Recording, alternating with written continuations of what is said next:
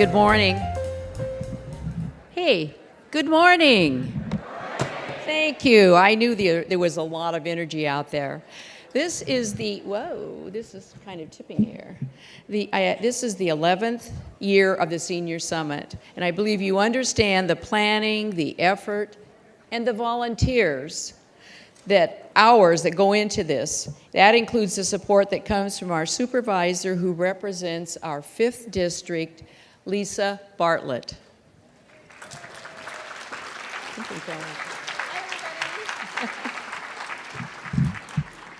right ahead. Great, thank you. Thank you very much, Mayor Moore, for that kind introduction. And welcome, everyone. We're going to have a packed house today. We had, I think, 10 days ago, we had 1,200 reservations. So for all of you who have a seat, don't move.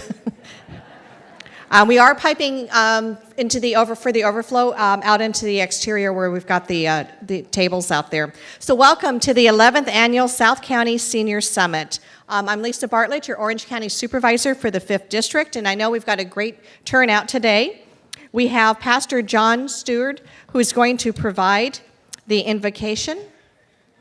But before we start, I will announce. We're going to wait for the dignitaries to be announced. First, we're going to start with our invocation today. Pastor John Stewart, who is with us, to provide the invocation. He's with the Mount of Olives Church in Mission Viejo. Pastor Stewart? Thank you, Supervisor Bartlett, and thank you, Supervisor, for the invitation to be here today and for the invitation from all of you. Also proud to be a part of this. We have a booth here we run a adult day program at Mount of Olives Church in Mission Viejo for those with dementia and Alzheimer's and other needs. And so you can look for our Mount of Olives adult day program booth here at the convention today. So we hope you'll take note of that. Please join me today in a word of prayer. Almighty God, Heavenly Father, we thank you for this opportunity to gather together. And our prayer today, Lord, is that you would use this event to guide and lead us. That, Lord, the questions that we've had, the needs that we've had, the challenges that we face, we pray, Lord, that you will use this seminar to bring the answers that you have been guiding and directing us to. So bless us, Lord, and use this event to bring the resources, the strength, and all that we need to take new steps to face whatever challenge we may face today. We thank you, Lord, for those who had the vision to create such a seminar and for those who provide for its needs. We ask you to bless them and continue to use them in their leadership role. We ask you, Lord, to use this conference now and bring us your grace and your peace and guide and lead our lives with your strength. We pray in the Savior's name. Amen.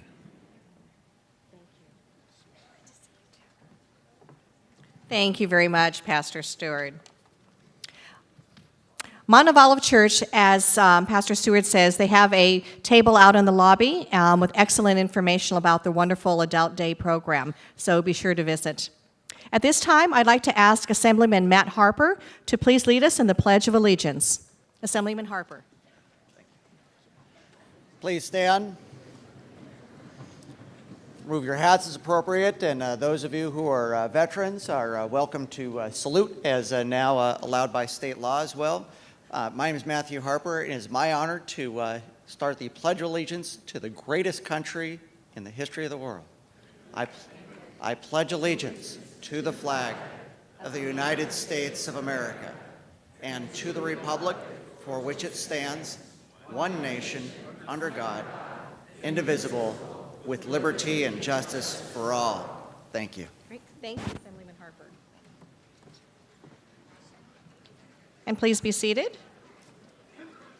Before I introduce our first speaker, I'd like to acknowledge some dignitaries with us today. As I call your name, please stand and be recognized.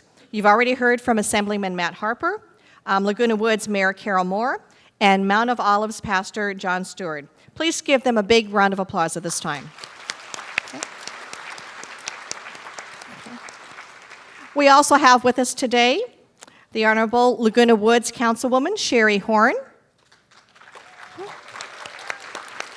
Laguna Woods Councilman Joe Rainey, Former San Juan Capistrano Mayor Larry Kramer.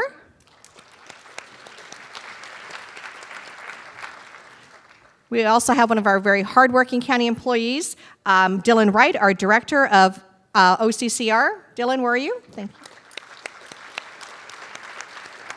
Aliso Viejo Councilman Phil Sonoda.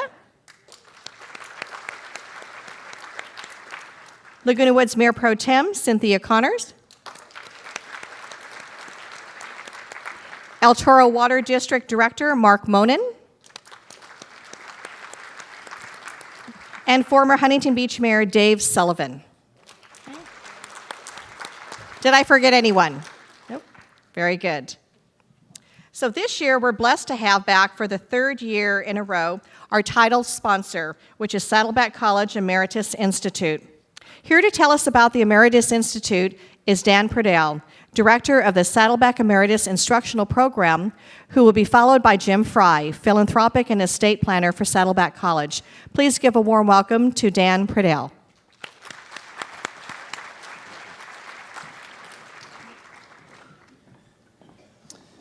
Good morning. Thank you, Agewell Senior Services, Laguna Woods Village, Supervisor Bartlett, and those honored guests here. It's my pleasure to be representing the Saddleback College Emeritus Institute. Our program offers tuition-free courses for all of South Orange County's older adults for lifelong learning. I only have a couple minutes, so I just wanted to briefly touch base on the benefits of the program. Last year I talked about how I think about my mom when I offer this program. She wishes she could have a program as robust and as lifelong learning oriented as this. Today I have a few different quotes from those individuals who have taken classes over the years who have talked a little bit about how the classes have affected their lives. I focus here on our four main pillars, the first of which is being academically rigorous. You can see through this quote that we offer a variety of courses that typically meet most individuals' interests. Related to this, creative writing and Spanish and biology are the courses that this individual, Diane from Mission Viejo, found the most beneficial for her. Mentally stimulating. This is one of the active reasons why we offer this program. Keeping and fending off mental illness, depression, loneliness, dementia are reasons that we offer our courses, so from an academically rigorous and mentally stimulating perspective. Thirdly, we have social engagement. For those of you who have taken an emeritus class, could you raise your hand, please? So there are your friends. If you don't know each other, make sure to meet each other within the program. That's at least 3/4 of you. So thank you for your participation. And for those of you who have not taken a course, who are looking to make colleagues and friends, please do join us in the Emeritus program. As you can see, Sharon from San Clemente here talked about making new friends as a result of common interests. And that's one of the principal reasons individuals take our courses. And then finally, health improving. We offer a variety of health courses that focus, again, on holistic health, not just physical, but mental health. So each one of these brand pillars, each one of these characteristics of the Emeritus program is woven into each one of our courses. And it's our pride and our joy to offer these courses from a life-changing perspective. Robin, who works for Agewell Services, sent me this quote up here talking about how an individual who participates in Agewell's services referenced the Emeritus program as the reason she gets out in the morning and can still function and maintain an active life. So we are incredibly thankful for the partnership with Agewell and Laguna Woods as such a wonderful partner. At the core of the Emeritus program, it is about life changes and life longevity. So thank you again for those of you who participate. We have reached more students than we ever have now, about 6,100 through the program. And we continue to try to reach each individual within South Orange County. It's my pleasure now to bring up Jim Fry. He is both a consultant for Saddleback College as well as the Director of Development for Mission Hospital to speak briefly on estate planning. He'll also reference our table out in the lobby, and we'll give you a chance to speak with him more in a few minutes. So please welcome Jim Fry.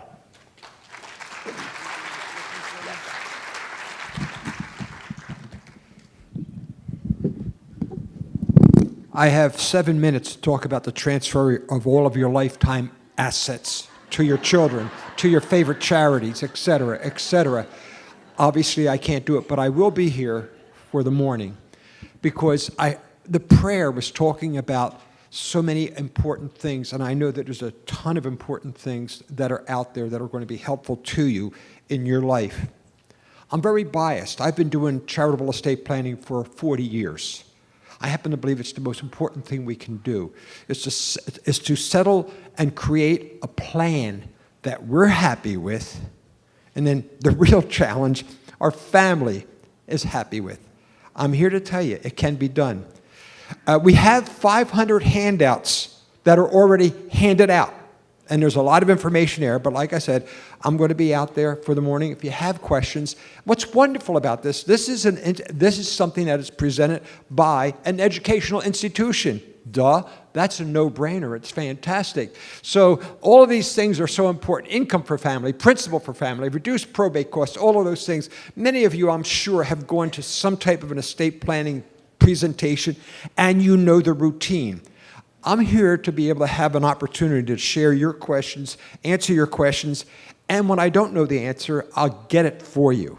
So have a wonderful day. It's a real pleasure to be a part of the Saddleback EMERITUS Institute, all of the wonderful things that they're doing, and I look forward to having an opportunity of meeting with you and answering your questions. Have a great day, and thank you so very much.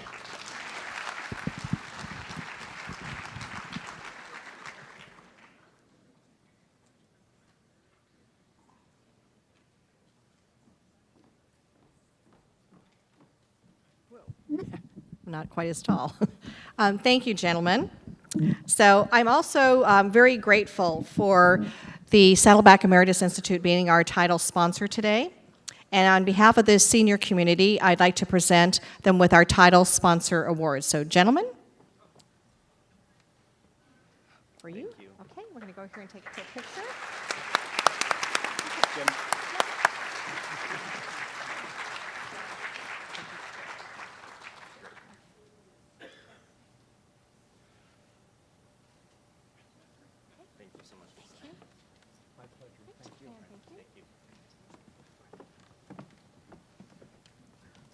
Please join me in thanking the Saddleback EMERITUS Institute. So CalOptima has been synonymous with South County Senior Summit for the last 11 years since its inception, and they're back once again as our diamond sponsor. Please join me in welcoming CalOptima CEO Michael Schrader. Thank you.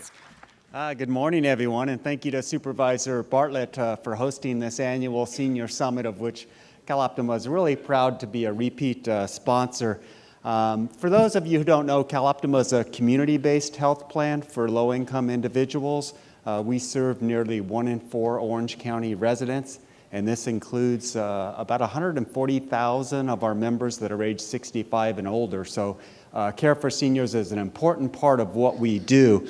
Our programs include both Medi-Cal for the low income and Medicare. Our provider network includes almost all the hospitals in Orange County, more than 80% of all physicians in Orange County, all the chain pharmacies, CVS, Rite Aid, Walgreens, all the adult day health care centers, and almost all the long-term care facilities in Orange County. And so it's pretty extensive. When you hear about health plans that try to save money with narrow networks, CalOptima is completely the opposite. We want our members to have access to quality health care, and we want our members to have choice. And there's just one other service that we offer that I want to make you aware of, and we operate a PACE center.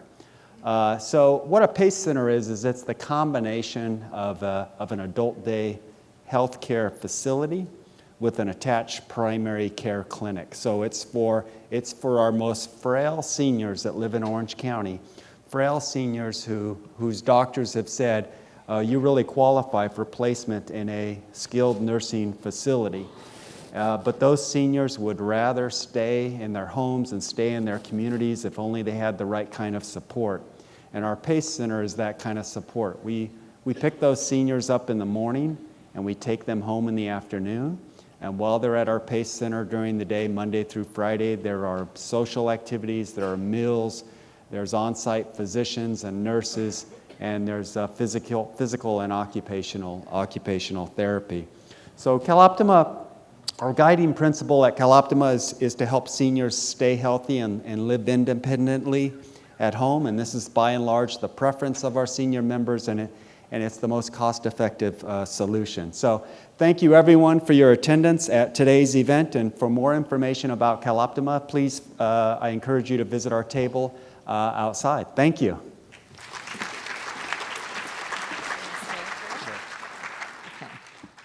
So thank you very much, Michael, and thank you to CalOptima for all you do for older adults. They are our diamond sponsor this year, and we're really proud of their participation for the last 11 years. And many of the seniors don't always realize that you may be a qualifying senior for CalOptima's healthcare program. Fantastic program provided at the county. So, Michael, I'd like to present you with our Diamond Sponsor Award. There you go. Congratulations. Okay. And then we're going to set up your photo.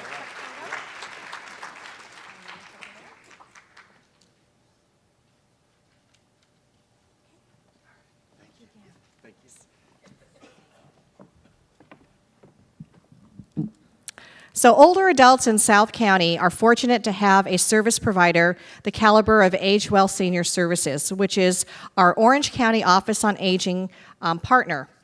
A great example of this partnership includes this Senior Summit, which I'm pleased to host with Age Well Senior Services, the Office on Aging, and Laguna Woods Village. At this time, it is my great pleasure to introduce the new CEO of Age Well Senior Services, Mr. Steve Moyer, who recently replaced the now retired Marilyn Diddy.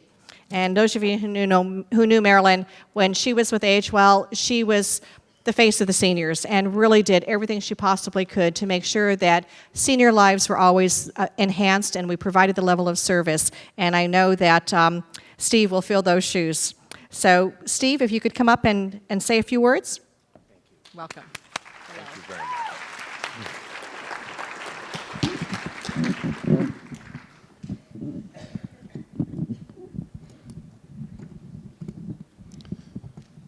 I'm a little taller than Lisa.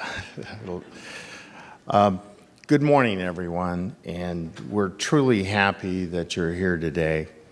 I hope that you've had a chance to enjoy some breakfast and have had time to appreciate this wonderful Southern California weather we're experiencing. My name is Steve Moyer, and I'm honored to be here. I am the new CEO of Age Well Senior Services, a nonprofit organization that has been serving seniors in South Orange County since 1975. You may have even seen one of our bright green buses or vans traveling on the road today as you drove here. Simply put, Age Well, our core programs have been put in place to better the lives of seniors in Orange County. We want to enhance, enrich, and prolong the lives of seniors by providing resources and services. We have case managers who will not only guide but help seniors understand and utilize community resources which are available for older adults. Our case managers help individuals safely stay in their home or provide counseling to make arrangements for alternative living when needed. Our main goal is to let seniors live in place. We both promote the vitality and support their independence. Change is difficult as we age, and our case managers are experts who will help navigate seniors through difficult processes. You've probably heard of our Meals on Wheels program that's been delivering meals to feed homebound seniors. We've done it for a number of years. We've been the eyes and ears for each and every one of the individuals we serve. A type of security blanket, if you will. Not only do we deliver nutritious and flavorful meals to older adults living in their homes, but we also want you to know that we truly care for their well-being, which at times has even resulted in saving their lives.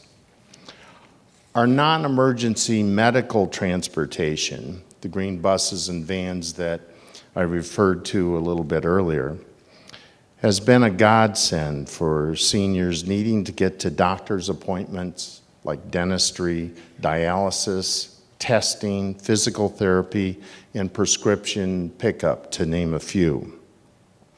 And then our senior centers, and especially the congregate lunch programs, where we serve a nutritious hot lunch 5 days a week, provide a friendly, safe haven for seniors to come and have a hot meal, socialize with people their age, and most importantly, be in place where they can access a wealth of information and resources tailored for them. We also provide seminars and health and wellness classes at our centers. Our organization has created these senior centers for older adults. We truly want our centers to be a home away from home and able to accommodate the many seniors in our community. We want them to enjoy it. And so to recap, our Age Well Seniors services consist of case management, Meals on Wheels delivered to homebound seniors, non-medical transportation, and senior center operations, which includes the congregate meal program, significant resource information for older adults, and health and wellness programs.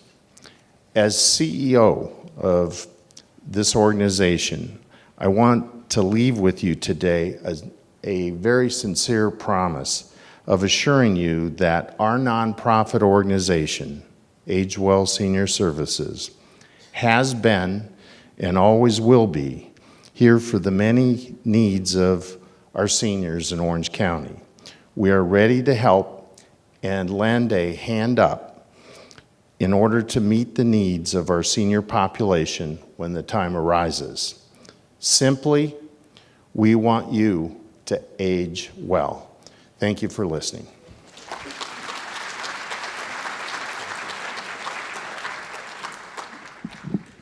As you can tell, Age Well Senior Services does a fantastic job for all of our seniors. And you know, we have Care Ambulance here in Laguna Woods, as we do for most of the South County cities.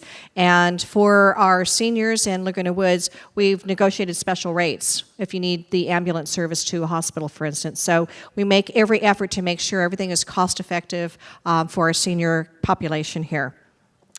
So thank you, Steve, and thank you to Age Well Senior Services. An important agency at the County of Orange, and also partnering with us to host this event, is our Office on Aging. At this time, I'd like to introduce Erin Ulibarri from the Office on Aging to tell you about the county's services to seniors. Please join me in welcoming Erin.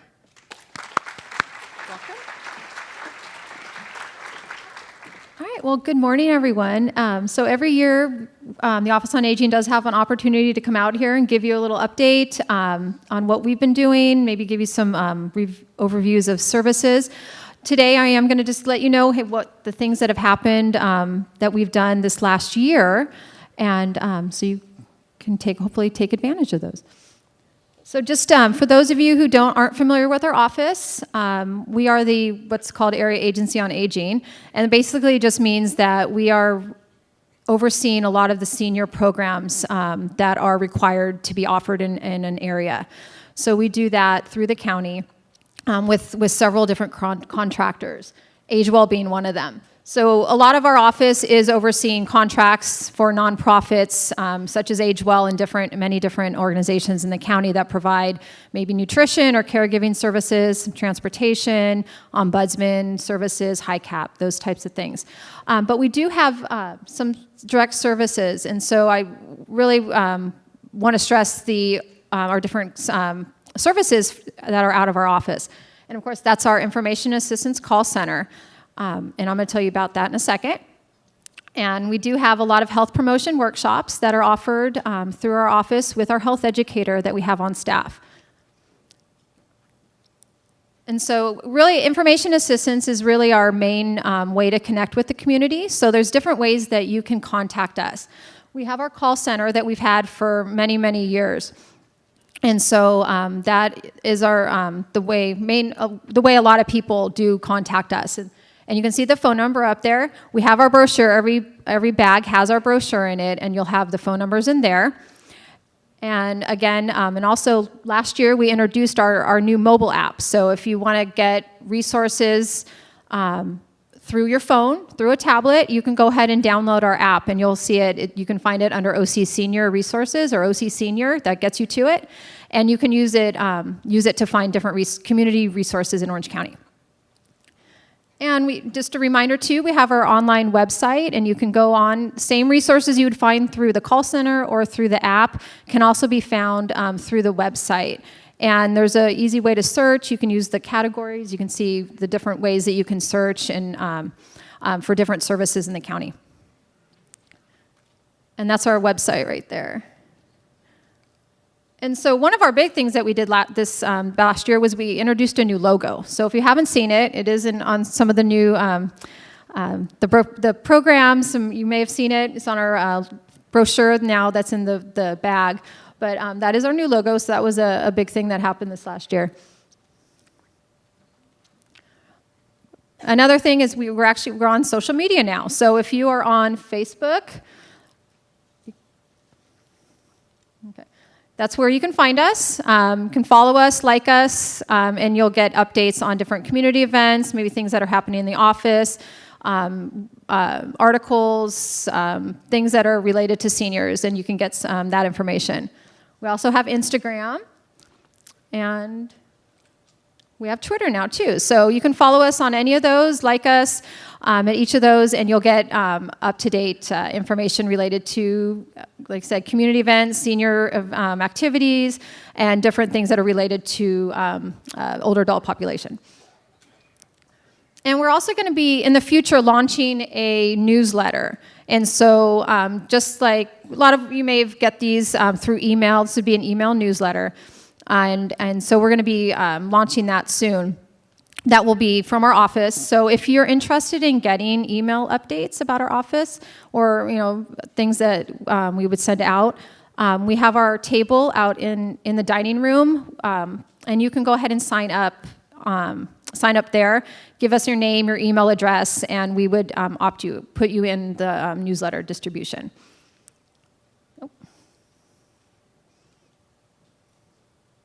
Oh, what happened? Oh, clicker's getting, okay. Oh, it's sensitive. Okay, well, what's happening here? Okay, I think we're okay. All right, so just a reminder, those are our phone numbers. Again, call us.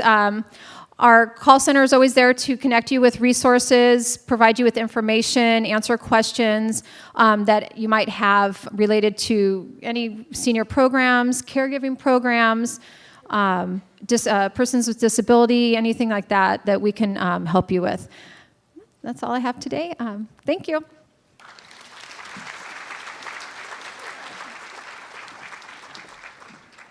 Thank you very much, Erin. So, a couple of questions. How many of you have downloaded the Orange County Senior Resources app? Not too many of you. Okay, we're going to get some instructions out to you because it's really good information if you need to sign up for transportation or other services. And the second question is, how many of you received the mailer for the Senior Summit that I sent out? Great. Okay, so we know that works. All right, so before I introduce our next speaker, please be sure to write down any questions that you have on the cards that are found in the gift bag that you received when you came in, because we're going to have a Q&A session towards the end. And then pass your cards to one of our volunteers, and I will ask our panel of speakers the questions at the end of the program. So the theme of this 11th Annual South County Senior Summit is Life Can Change in an Instant. Are you ready? And as you've seen in the news recently in California has been bombarded with all sorts of natural disasters, including massive wildfires, floods, and landslides, and we're certainly no stranger to earthquakes. Our next speaker is Donna Boston, Director of the Orange County Sheriff's Department Emergency Management Division. overseeing the county's emergency management program. Donna is well-versed in emergency preparedness, response to emergency situations, disaster recovery operations, and hazard mitigation planning. Just what you want to learn about, right? Having 24 years of experience, ladies and gentlemen, please welcome Donna Boston. Thank you, Donna. Thank you, Supervisor Bartlett. I'm very excited to be here today because coming out and speaking to people like you is one of the most important things I do.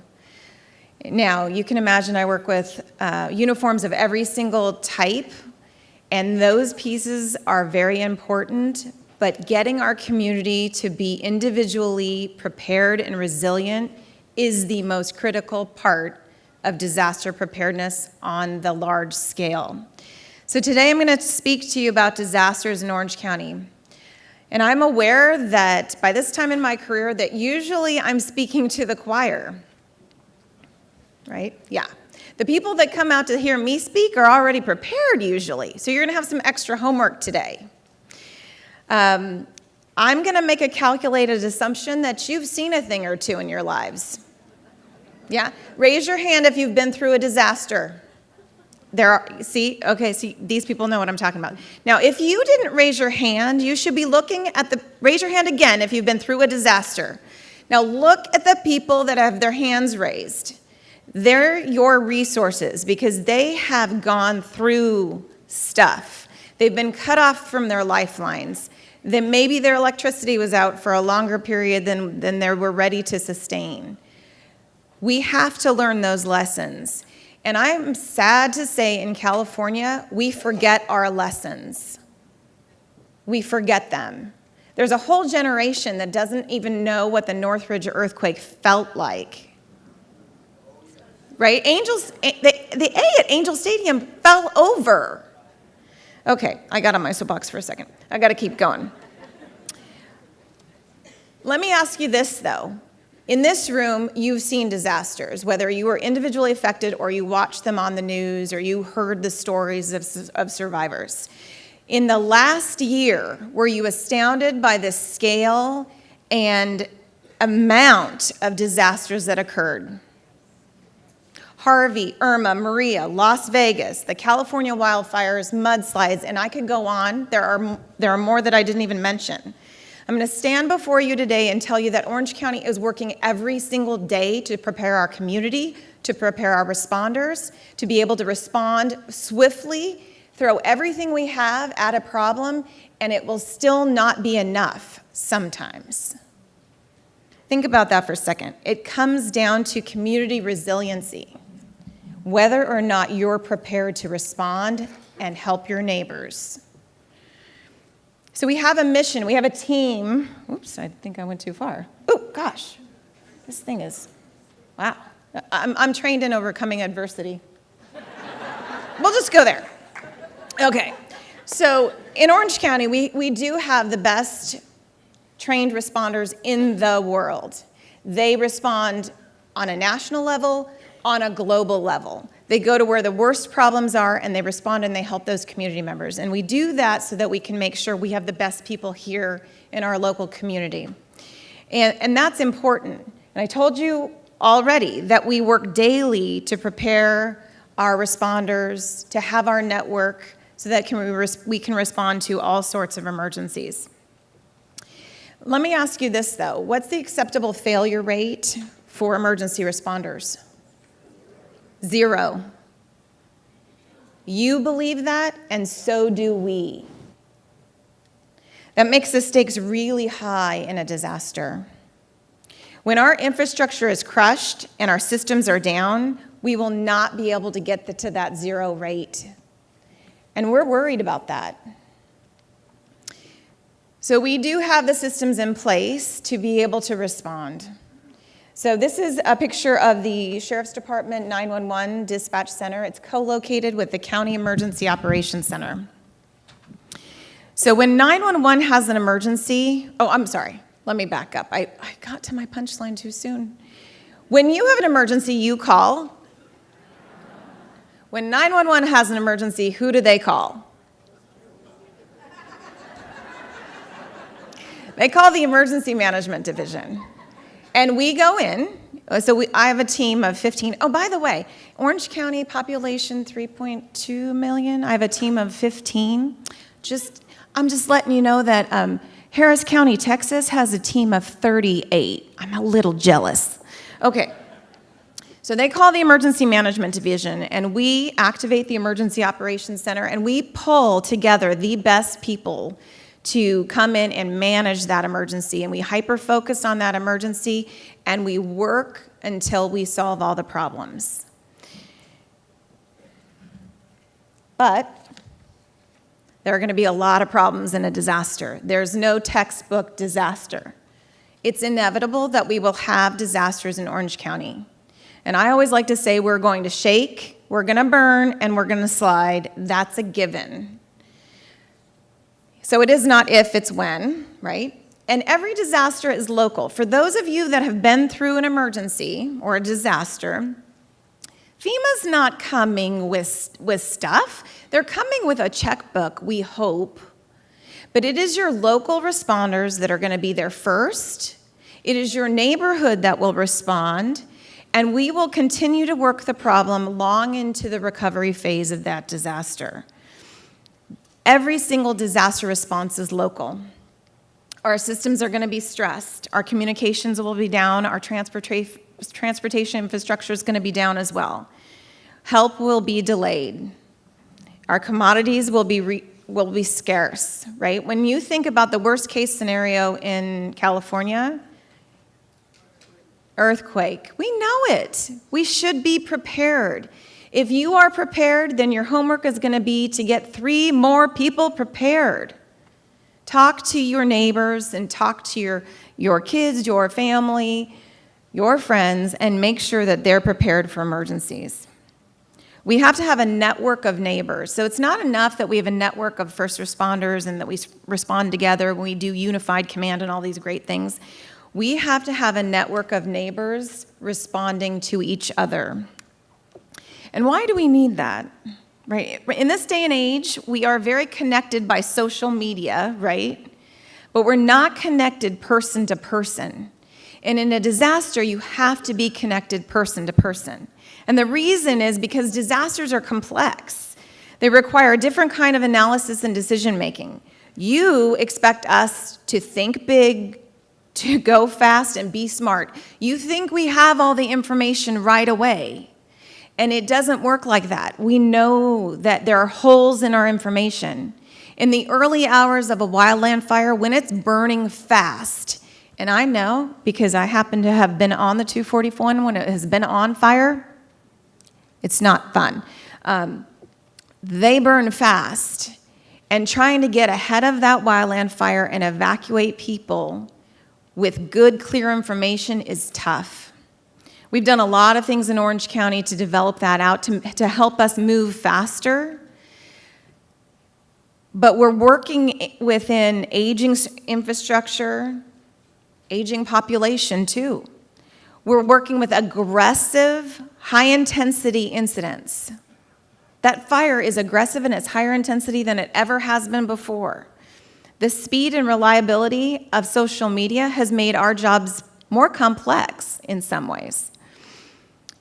And then as I mentioned, our less connected society, where you're checking on your neighbors during an emergency. Those make it very difficult to respond to emergencies. That was the best slide, see? Oh, okay, well, you see the wildland fire quickly. They do move fast, don't they? We know that we will face that fire again. And it won't be for that short of a time, right? We will face it again. That picture is Orange County, by the way. Okay, all of my pictures are Orange County. You're going to see a few more here. I'm not going to go through our Orange County statistics. We average about 5 Emergency Operations Center activations a year. I'll tell you when we get involved, and that'll kind of freshen it up for you about how active a community we are for disasters. We have a large population. And why are we planning for these disasters? We're going to get into the who, what, when, where, and how, and why right now. Why are we... I should be better than this. This is... All right. You really don't want to see that. Okay. So why are we so active with disasters? Time magazine said Orange County is the most dangerous place in the U.S. to live. See how it's more red? It says it's less safe. And we always like to think of, say, Florida being more dangerous, right? They have sinkholes there. Texas is pretty crazy, the Northeast with their crazy storms, right? But I'm showing you, we're in the hotbed for disasters. We have mandates to plan and prepare for disasters. There's all sorts of governmental regulations that we have to do, we have to pay attention to. This is Orange County. This is in South County. A lot of times when I'm going out and speaking to people, there's a little bit of denial about what can really happen in the Orange County community. Flood is one of our major threats. And I know with the combined groupthink in this room, we could literally list every single kind of disaster that we face in Orange County.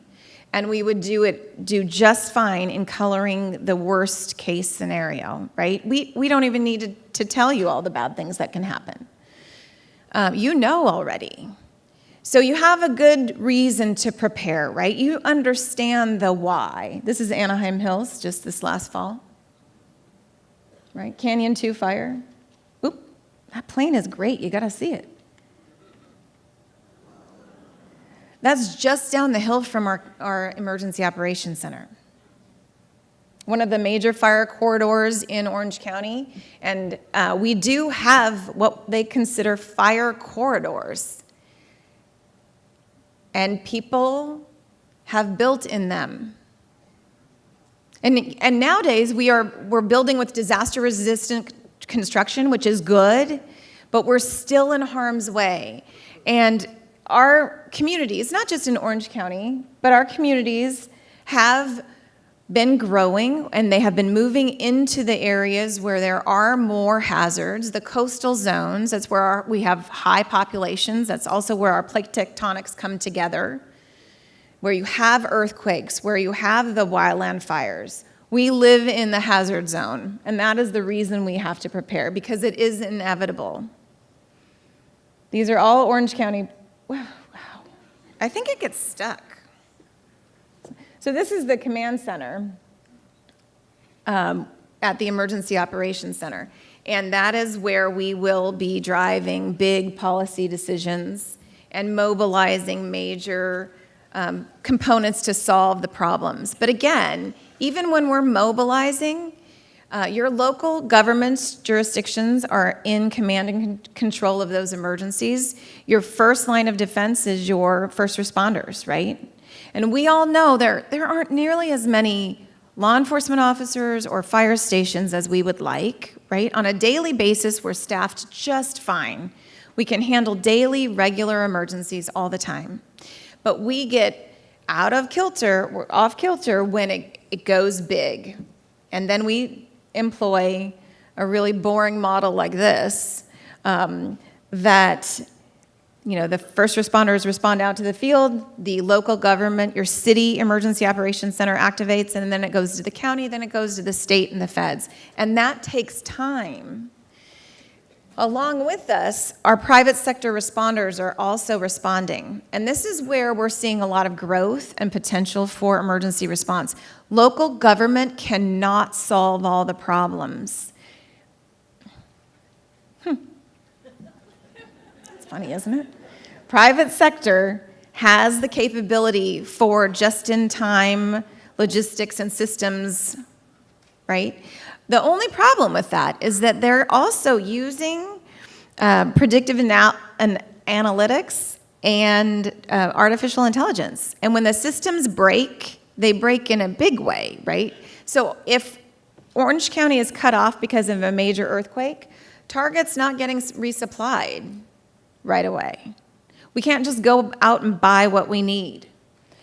Our private sector partners will be working to solve these problems right along with us, but it takes time, and that is why we have to be prepared. As I mentioned in emergency management, we are always planning and preparing to respond. We are working to mitigate emergencies, right? We work to improve our flood control channels so that we don't have flooding in our neighborhoods. We're doing that tough work. It doesn't mean that we can withstand the major storms when they come. We might do a little bit better.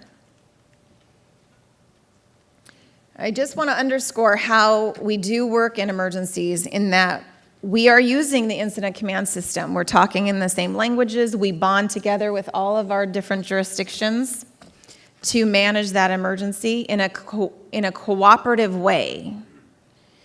We collaborate through every single piece of it. If we're going to send out a mass notification, meaning like that comes up on your cell phone, right? And we're going to tell you that a tsunami is coming, or there's a wildland fire and you must evacuate, we're going to coordinate that with all of our affected cities. That's complex work. It also takes time. We also are working with collaborative organizations active in disasters, which those are our nonprofits and our faith-based groups. We rely on our nonprofits to do a whole lot of things during disaster response. We are also relying on our faith-based groups. We are melding together, we meet with them monthly, and we make sure that we're not duplicating efforts and that we can all surge to meet the needs of our community. It doesn't happen in an instant, though. You still need to be prepared. We do over-communicate, or at least that's our goal, is to over-communicate to during these emergencies to make sure that we're solving the issues.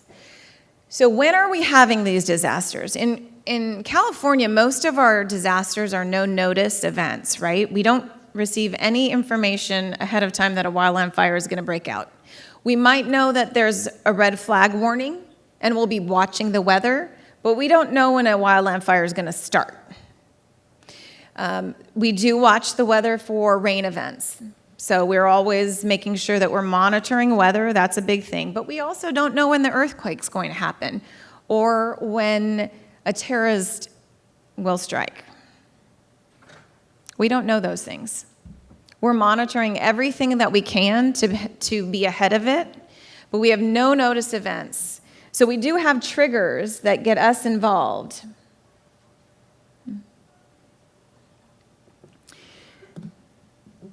The Emergency Management Division and all of those different agencies that mobilize and bond together to manage those emergencies will get involved when it's a complex incident, when we have lives in danger, when we're losing homes, when we have a wounded environment, when people need to be helping other people, when our capability is not what it needs to be, right? When we don't have enough resources to fight whatever disaster we're fighting.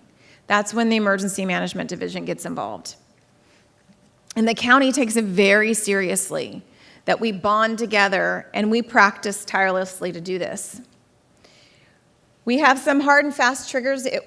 The County Emergency Operations Center will activate if a city requests it, if there are 2 or more cities impacted, or a city and the county are impacted. And the reason that exists is because when you start to have multiple communities impacted, there starts to be a competition for resources. And we have to push the resources to save lives. Those are complex decisions. Now, this should also give you an idea about what is critical during emergency response. The fact that we have triggers that are as specific as what you see on the board, that's an interesting thing. That means that we know these are possible situations. If we realize 6 inches of rain in Orange County in a 24-hour period, we're activating the Emergency Operations Center. If the Army Corps of Engineers is releasing 8,000 cubic feet per second out of Prado Dam, we're activating because we're going to have problems. If we have an earthquake of 5.0 or greater within Orange County, and we do have fault lines inside of Orange County, everybody knows that, right? We will be activating.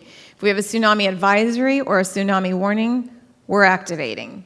If we're sheltering more than 1,000 people, we're activating. And that's emergency shelter. If we have a terrorism attack or a credible threat, we will activate. So what makes us ready? There we go again. Oh, well. Anyway, I'm going to just tell you. Orange County is ready as we can be because of our systems, our partnerships, our executive level of involvement, support from people like Supervisor Lisa Bartlett, who hosted this, our radio system, our master mutual aid agreements, and our innovation. So we're ready, but it's not going to be enough. Look at this fire. That's Santiago Fire from 2007. I need to make sure you're ready, because with more than 3 million people in this county, we don't have enough resources to go around. I want you to think about everything you're going to hear today. Some of the information that you've heard already, you need to take action on. You may need to take action on this topic. Is your emergency kit ready to go? Do you have a family plan? Do you know how you're going to communicate in an emergency? How are you going to stay informed? And check your insurance.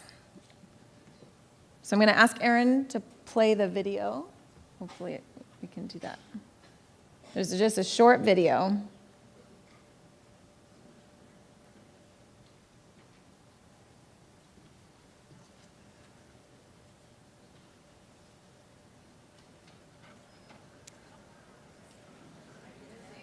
Well, I don't know that that's... okay, that's okay. We were going to give it our best shot, but I'm going to go right on. Because I don't... There are resources online that provide great advice, and simple advice, right? You can go to the FEMA website and watch that video on senior preparedness. It's good. You probably already know most of it, right? We also have an Orange County resource. This is Ready OC, and you can go onto their website, and they have it's very easy to navigate, and you can do a quick print for your emergency preparedness kit, and there is specific information for seniors, and there's also specific information for pet preparedness if you have pets, and then also for people with disabilities, access and functional needs. One of the stories that came out of Northridge were the effects for seniors. And this is something that I started my career on the heels of Northridge. And it has stayed with me as long as that, right? So that was a long time ago. One of the biggest impacts of Northridge for people that survived, and many did, was that they couldn't return home, they didn't have their prescriptions, they didn't have their eyeglasses, and they didn't have their dentures. And when you think about how you need to continue after that emergency, you need the things that you rely on daily. So I want you to really think about that. Take time to go and look at your emergency preparedness kit, your evacuation kit, and make sure you have everything you're going to need.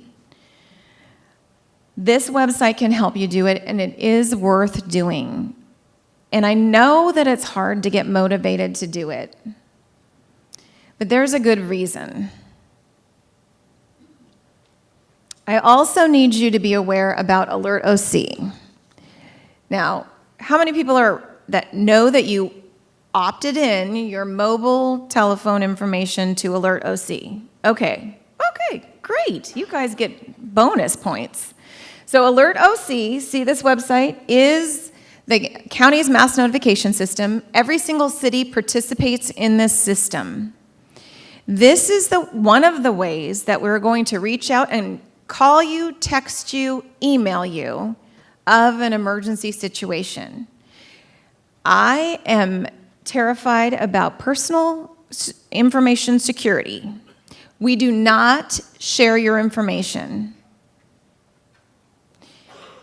You opt in with your mobile phone information because more and more people are not using their landline phones. And just this week, I got notified by Cox that they're going to actually replace the phone system and go to VoIP. I don't know if any of you have that same situation. But I learned some different things about the system that make me want to push the opt-in information even more.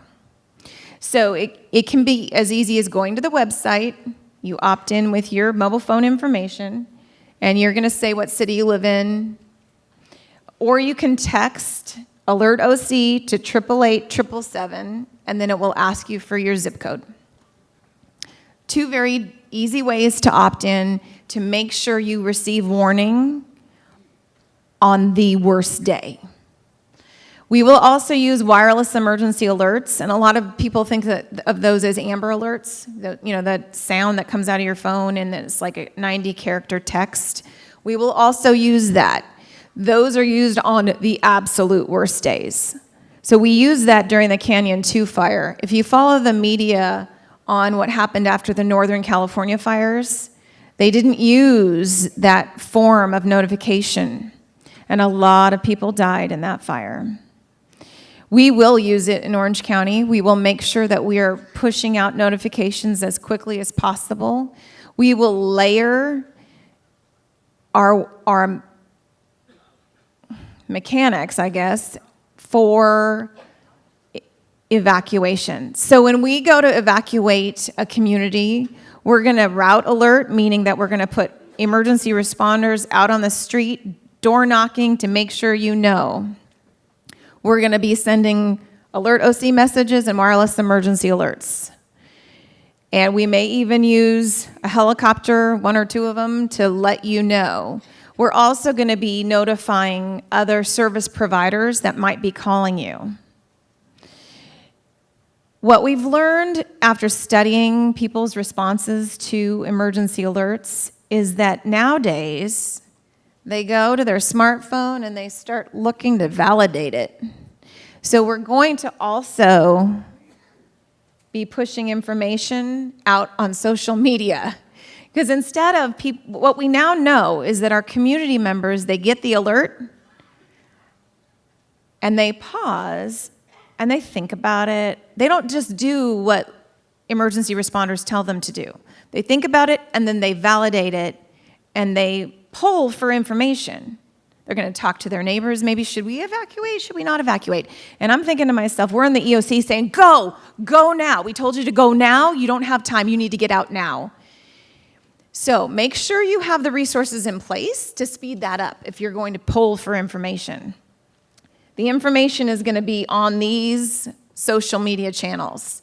So one of the ways that we reinforce our alert and warning at the county is that we're going to call you, text you, email you, hopefully if you've given us your information.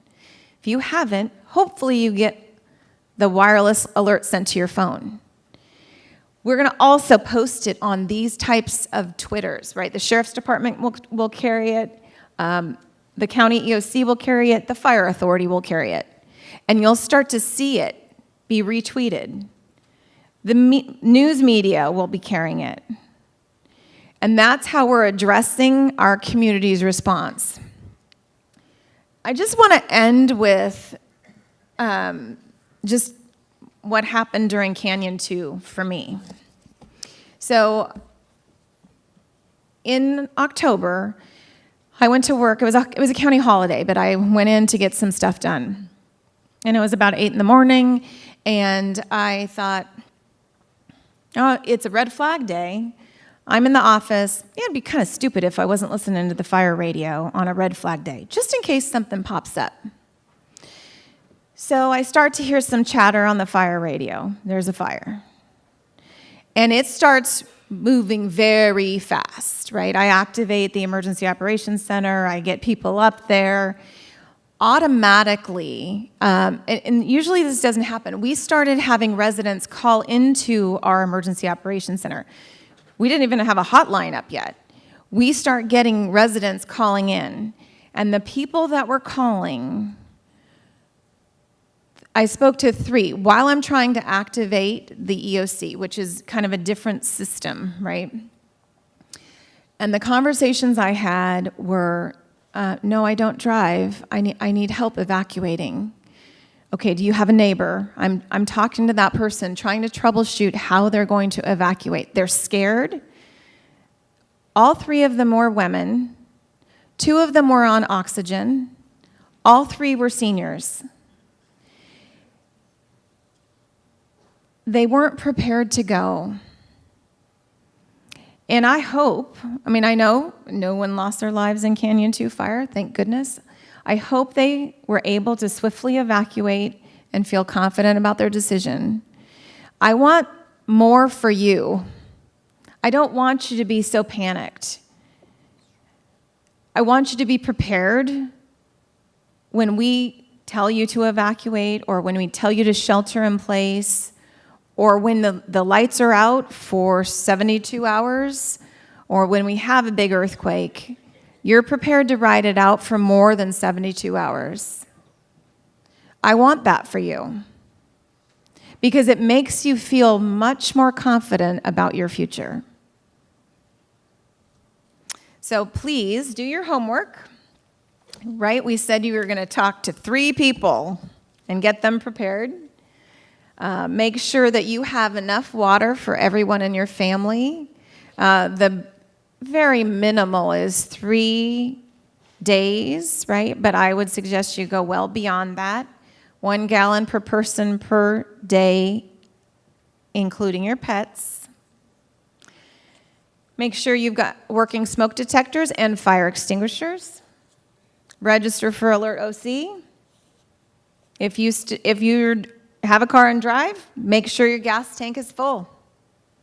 Half full. Keep your cash accessible and update your first aid kit. And what's not on there that I was pushing, make sure you know your neighbors and have a network of response for your neighbors. You don't have to love your neighbors, but you need to check on them and be able to rely on them in an emergency. Thank you.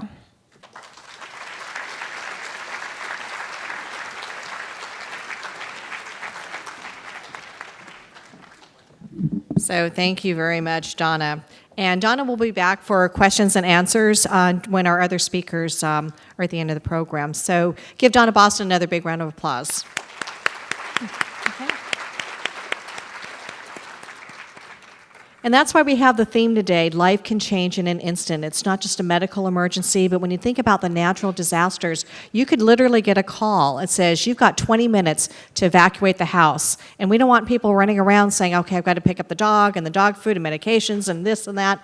We don't want you to forget anything on the checklist. So at the end of our program today, we have some very special things we're going to be providing to everybody here in the audience that are going to help you prepare for when you get that phone call that you've got to evacuate, so you get everything gathered together well in advance and you're prepared to go. So before I introduce our next speaker, remember to be back in your seat after the intermission, because we're going to award 4 $100 Visa gift cards, and you must be in your seat by 11 a.m. to win. So you want to also write down any questions that you have on your card that's in your gift bag. And when finished, pass your card to one of the volunteers at the end of the aisle, and then we'll ask our panel of speakers the questions at the end of the program. Our next speaker is Tim Moy, who's been the Director of Security for Laguna Woods Village since 2016. Previously, he served as a commander with the Orange County Sheriff's Department and retired with over 31 years of service. In his current role, Tim is responsible for restructuring the village emergency management protocols, and in September 2017, the American Red Cross recognized his plan for excellence in disaster preparedness. Please welcome Mr. Tim Moy.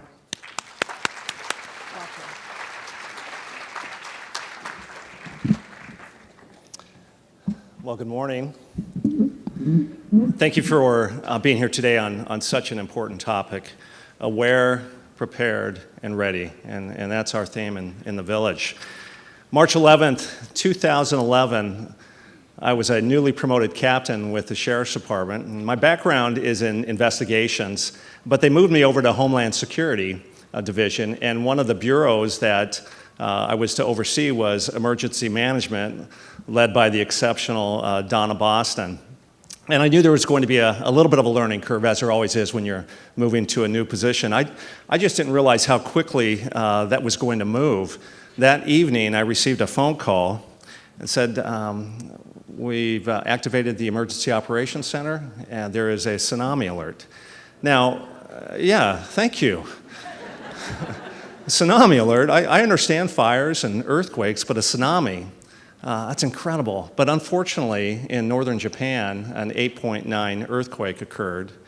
We know that roughly 15,000 individuals lost their lives, determined that over 200 billion in losses were sustained. The Fukushima power plant was wiped out. And then we had the tsunami making its way to the West Coast. And that is why your Emergency Operations Center activated.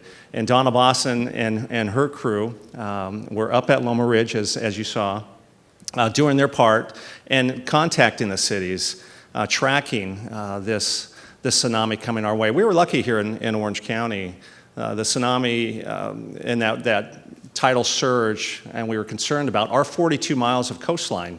We know that we have our beautiful harbors and Dana Point and Newport and Sunset. We have individuals who live in their boats. That was definitely a concern that we needed to reach out to. And so Donna and her team were contacting the cities. They were activating their emergency operations plan. The reason why I bring that up, as much as we are concerned, we also know we do have an outstanding team with our county, and that they are doing their part. So we were lucky. It was minimal damage here in Orange County. I think millions of dollars worth of damage in Northern California and then in Oregon as well. So today I'm going to talk about preparing for emergency operations plan at a higher level here in the village. I'm going to walk you through some of the things that we've done, and I hope wherever you're from, if you are part of a private community, if you live in a condominium complex, an HOA, homeowners association, that you can look at some of the things that we've done and start to ask questions. And that's what we want you to do, is to inquire, hey, how can I be ready in the event a disaster strikes? By failing to prepare, you are preparing to fail. So true. So welcome to Laguna Woods Village. This is a beautiful community. We've got 12,736 units or manors or residences. About 18,000 plus residents that are living here. We've got our clubhouses, 7 of them, over 250 clubs. It almost sounds like a sales pitch, but this is a great place for our seniors. How many from Laguna Woods Village are here? There we go, outstanding. We've got our fitness center, our pools, our tennis complexes, and we have our fixed routes of transportation. This is a little city. So why do we need an emergency operations plan? You just heard from Donna, and her team. And we know that the sheriff and the Orange County Fire Authority contracts for this community. Matter of fact, they contract all of South Orange County. So we've got access to, I would say, 500 or so deputy sheriffs, and who knows how many Orange County fire fighters that can get down here. But as Donna mentioned, we're already moving around, aren't we? Okay. We know in the event of a major incident, first responders may not be readily available. And if they are not, then we need to be prepared. We need to be able to use our resources here in the village or wherever you're from to be able to sustain yourself until first responders are able to get to you. The purpose of a plan is to save lives, minimize damage, and have an organized response. Boy, that makes sense. And of course, it provides for a standardized response to disasters. And what the goals and objectives, we've got to understand what we're doing. We're not necessarily concerned about hurricanes or tornadoes, we know what our threats are. You've heard it from the previous speakers, what we need to be concerned about here in South Orange County. There we go again. Okay. So in the village, what we've tried to do is approach it with all hazards, meaning we don't just have a fire plan, we just don't have a rain plan. It is, we're going to have a plan to address all of these issues. And the reason being is we know that whatever the disaster, whatever the situation, there are some things that you always have to do, whether it be putting out communication to your community, evacuation, sheltering in place. Those are key components to anything. And so putting a team in place to be able to deal with those issues is critically important for us. Again, for the outsiders, it is making sure that you have your communication lines, your emergency contacts, having that cell phone with the charger, knowing that I've got to contact this group of people so that they know where I'm at. Hazard assessment. Well, we know what the critical one is, right? It was a tough year in 2017 with fires. I'm going to talk a little bit about that. Earthquakes, floods and storms, and energy shortages. If we have a power outage during the dog days of summer, the July and August, and it's 95 and 100 degrees, boy, that's a threat to many of our seniors. Where are we going to go? Is there a place? Is there a recreation room? Do we have a clubhouse available? If you're representing another community, those are things that need to be dealt with. And then we have our medium and low hazards. And this is standardized. We've worked with our city partners, our county partners as well. So 2017 was not a good year for fires. If you look back to October, the Tubbs fire, 36,000 acres destroyed, over 5,000 structures, 22 lives were lost. In December, the Thomas fire up in the wine country, 282,000 acres were lost, over 1,000 structures. And then down in San Diego, you might have seen this on the news, the Lilac fire, a much smaller fire, but it still took out a mobile home park. And I believe that was a senior mobile home park out in the Fallbrook, Bonsall area. And then there was the horse training facility where about 50 thoroughbreds died. It's just tragic. And so, again, I don't want to be paranoid about any of this, but we do want to be prepared. We do want to be in a position to be able to take action. Hello, I'm trying to find that middle one there.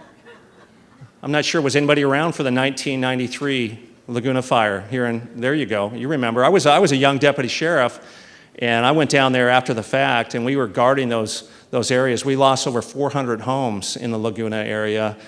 We were there after the fact to keep from looters to come in. It's just a shame that would occur, but it's part of our society now. And I just want to point this out. We see something right in there. What is that little community called? Right around there? I think it's called Laguna Woods. So this one struck close to home. Again, not trying to be paranoid, but we know that there's a risk. We want to be ready for it. We want to be intelligent, informed, and if there is something that we can do to be ready for something like that, we want to take action. We know about and again, Donna covered the earthquakes. So there's always a threat here in the state with the earthquakes. And when you talk about a delayed response with our first responders, if you've got some bridges down, what have you, and it prevents them from getting in, then we're going to have to stand on our own capability anywhere from, well, you would think a few hours to a few days. All right, I think we missed the floods. After the heavy fires in Northern California, then came the rains. There was nothing to soak it up, and then we saw the debris flow with more damage and destruction. Hey, we're not flying by the seat of our pants here in Laguna Woods Village. We want to make sure that we are using standardization.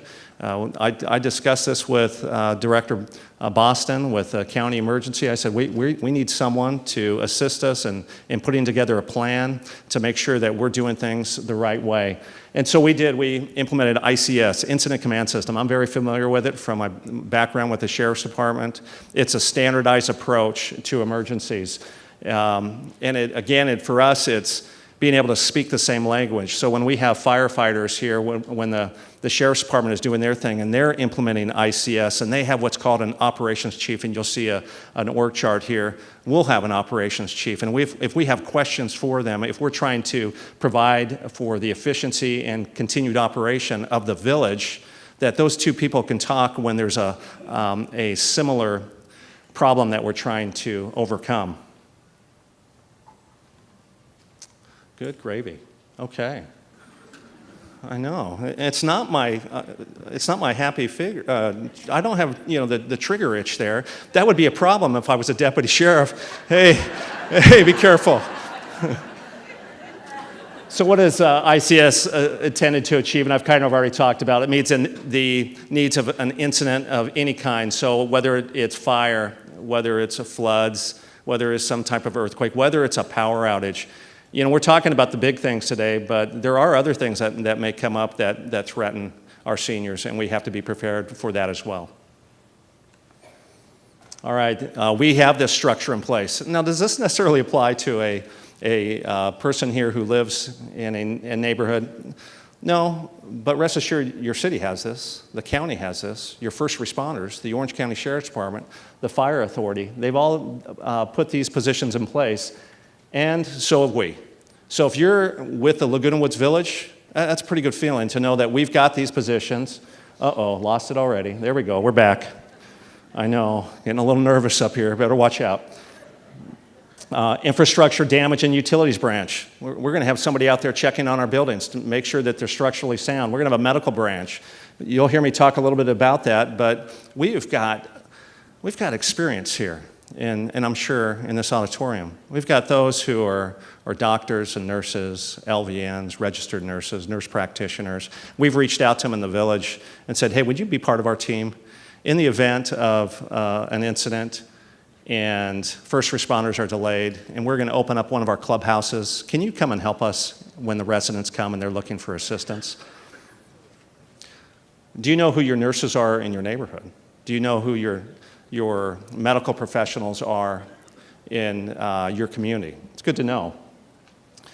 The search and rescue, the care and shelter branch, and I'll discuss that here in a sec. And then of course we have the planning. So because we know that it's not just we're gonna respond and fix this in 4 hours, that planning section is, hey, this may need to continue for 2 or 3 days. Who's the next group? Who's the next team coming in? Those are what your planners are. I'll go back to it real quick. And our logistics are your getters. They're going to get us the resources that we need. Here in the village, we've got about 800 employees. We've got a lot of equipment that we can use to help build back this village. And then you got the finance people. Who's going to pay for all this? We have an emergency operations center. It's located in the boardroom on the first floor of the community center. We're still building that out. But it's nice to know that we've got an EOC, the city's got an EOC, the county's got an EOC. We're all working together. We're all speaking that same language once again. I think you all understand how important it is. We're not using any of those radio codes anymore. We're not using that 10-4, 10-30. Firefighters not going to understand that. Our people here in the village aren't going to understand it. Just straight English. If this thing will work again. There we go. Okay. Hey, I'm proud of these people wearing these yellow vests today. These are our building captains. Can I get them to just stand up real quick? Come on, building captains. There's a few of them here, and there you go. Outstanding work. So in the village, we've got a disaster preparedness task force, a group of volunteers that meet monthly. And we want to be prepared. We provide CPR classes, first aid classes. The building captains are those who say, hey, I'll take responsibility for my building. I'll take responsibility for my block, my neighborhood. I will don my vest and we provided them some training. We'll give them a form, and they're going to go check out their building. Well, first they're going to make sure they're okay, of course. And then they're going to check out the building, and they're not engineers, but you can tell when there's a 6-inch crack down the building, or if something looks unstable. They're going to write that up, and then they're going to check on their neighbors and to make sure they're okay. What an act of service, that service above self, that they're going to go see, hey, are you okay? And what we like them to do now is to build those relationships and talk to them and find out what are the needs of certain individuals. Maybe they kind of go check on them first. And then with that information, we get that over to our clubhouses, which we are going to convert into care and reception centers. Pretty comprehensive, folks. And then that information is going to get transported up to our emergency operations center. We hope that this is not needed. We would love the fact that the sheriff, the firefighters are here. They're applying all their resources to Laguna Woods Village or wherever the disaster might be. But we know that, and Donna Boston will tell you, as she's overseeing the entire county, maybe we don't have the brunt of the damage or the injuries, and maybe it's elsewhere, and a majority of the firefighters are dealing with collapsed buildings and digging people out, and yet we have just some minor things. But those minor things to seniors are still big things. And so our good neighbor building captains are going to help us to recover and to save lives. So we have care and reception centers. Again, this community has 7 clubhouses that we've converted, that we can convert into care and reception centers. So people have some place to go in the event that something is wrong with their building. So if you're in a community with a recreation room and a clubhouse, maybe something that you can inquire further on, saying, hey, can this be converted in the event that there's a major power outage, that there's some damage, whatever it might be, so we have some place to go in the interim? And that's what we've set up here. We have emergency supplies at each of our clubhouses, too. It's an easy fix for all of you. Do you have emergency supplies in a specific area, general area of a community? Again, it's just doing that extra piece that in the event there are some injuries, and again, we're not saying we're not gonna perform surgery, but if there's some scrapes and nicks and we've got a retired doctor or someone else maybe who's still active who says, hey, you know what, we've got some issues at Clubhouse 5, we need all our medical professionals at Clubhouse 5, we assign them there, the people are coming in, they're getting the care that they need. And a warning system, of course. We need to be able to communicate. So we've got what's called Code Red to be able to get out to our community, whether it be an email, a phone call, letting them know what clubhouses are available. Are we going to evacuate? Are we doing a shelter in place? Just that awareness. It's important to be transparent. It's important to let our communities know what is occurring. Same thing for those living outside the community.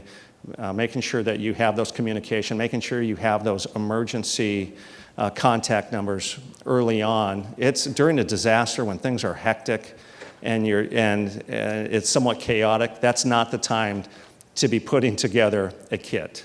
That's not the time to be trying to locate your medications. That's not the time to be saying, okay, how am I going to care for my animal?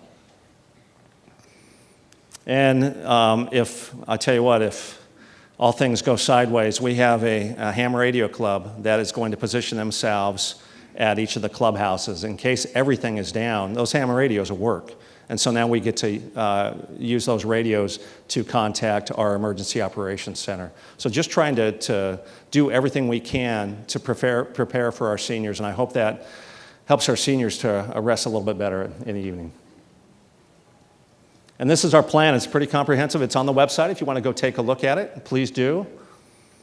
We also have a guide. It's for our executive team and those that you saw on that org chart. It's that grab and go, and it's that checklist. It's like, okay, here's the first 5 things I've got to take care of. It makes sense. Again, standardization. We wanted this emergency operations plan to be on par with any city or county plan. And we brought in a pretty talented team to take care of that with us. Whoops-a-daisy. Oh, I lost it. And that was ELA, Ellen Lopez, a former emergency manager with the county, with Anaheim. We brought her in, helped us. If it's something that you are thinking about doing for your community, come please see me. We can discuss it. But again, the whole purpose of today is just making sure that we take the precautions. We take the steps necessary to prepare ourselves. So take advantage of that Alert OC, Ready OC. If you're from the village, go to our website, go to disaster preparedness. There's a list, checklist of things that you can do to make sure you are prepared. Go visit our disaster preparedness store on the first floor. Get a few of those go bags. I encourage you all to take the extra steps to prepare yourself. Thank you very much.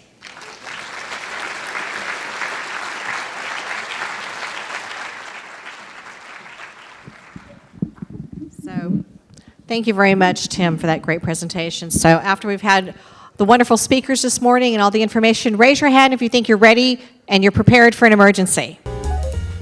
Well, by the end of our program today, we're going to have every hand up in the air.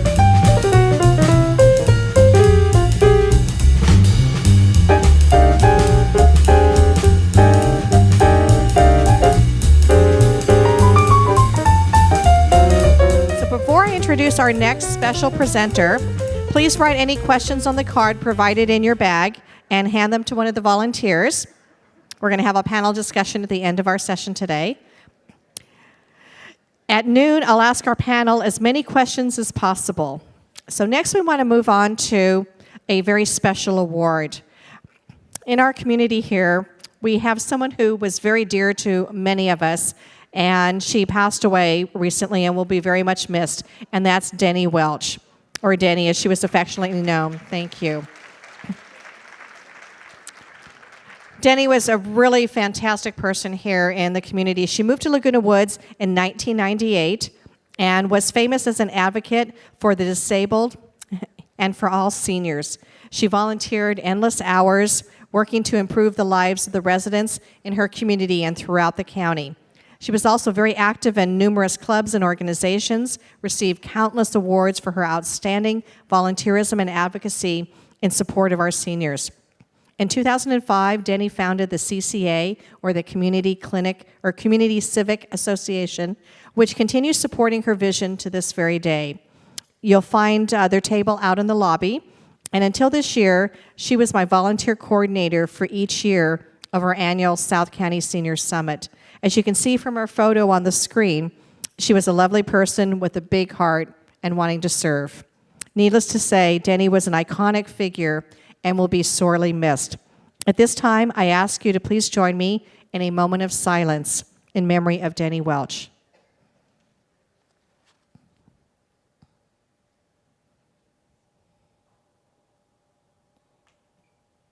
Thank you.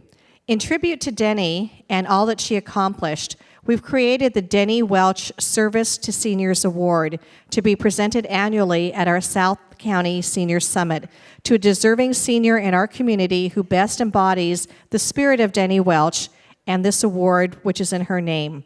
In selecting the recipient for the inaugural Denny Welch Senior Service to Seniors Award, we asked all of the senior centers in South County to submit the name and background of the individual they felt would be most worthy of this recognition. Our committee reviewed several outstanding candidates submitted for consideration. Their names are listed in your event program. At this time, I'd like to have them stand up as I call their name. Steve Bemerwald of San Juan Capistrano. Okay. Carrie Birdsall of Coto de Caza. Catherine McCullough of Lake Forest. David Troy of Laguna Niguel. And Fred Williams of Laguna Woods. Thank you for all you do. Please give them all a big hand.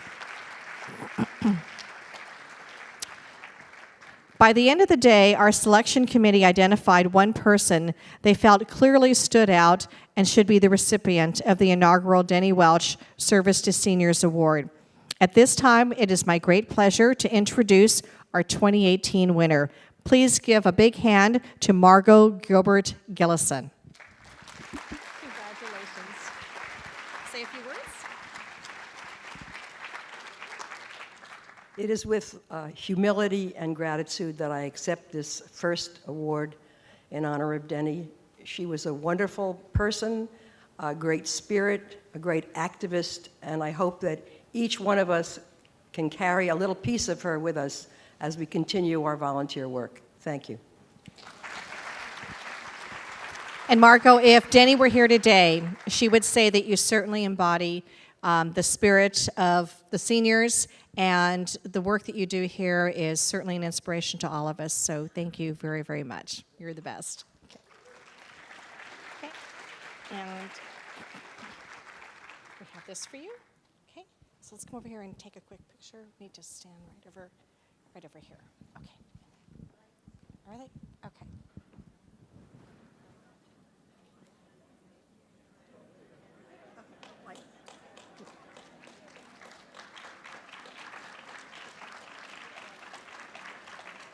Thank you.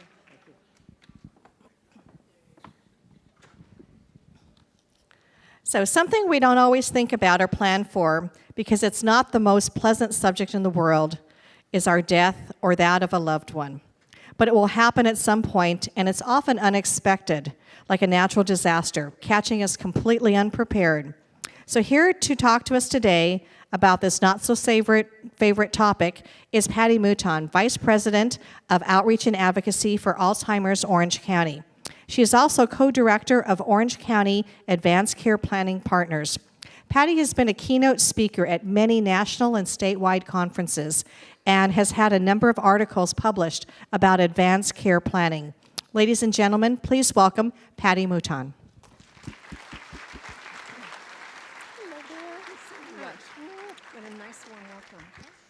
Good morning. What a pleasure it is to be here this morning.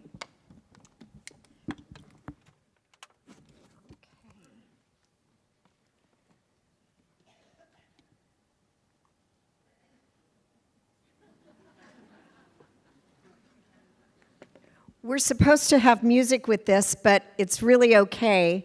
My topic today is not an easy one. Are you good to go? Sometimes we don't really want to talk about the whole issue of the fact that no one gets off the planet alive except the astronauts.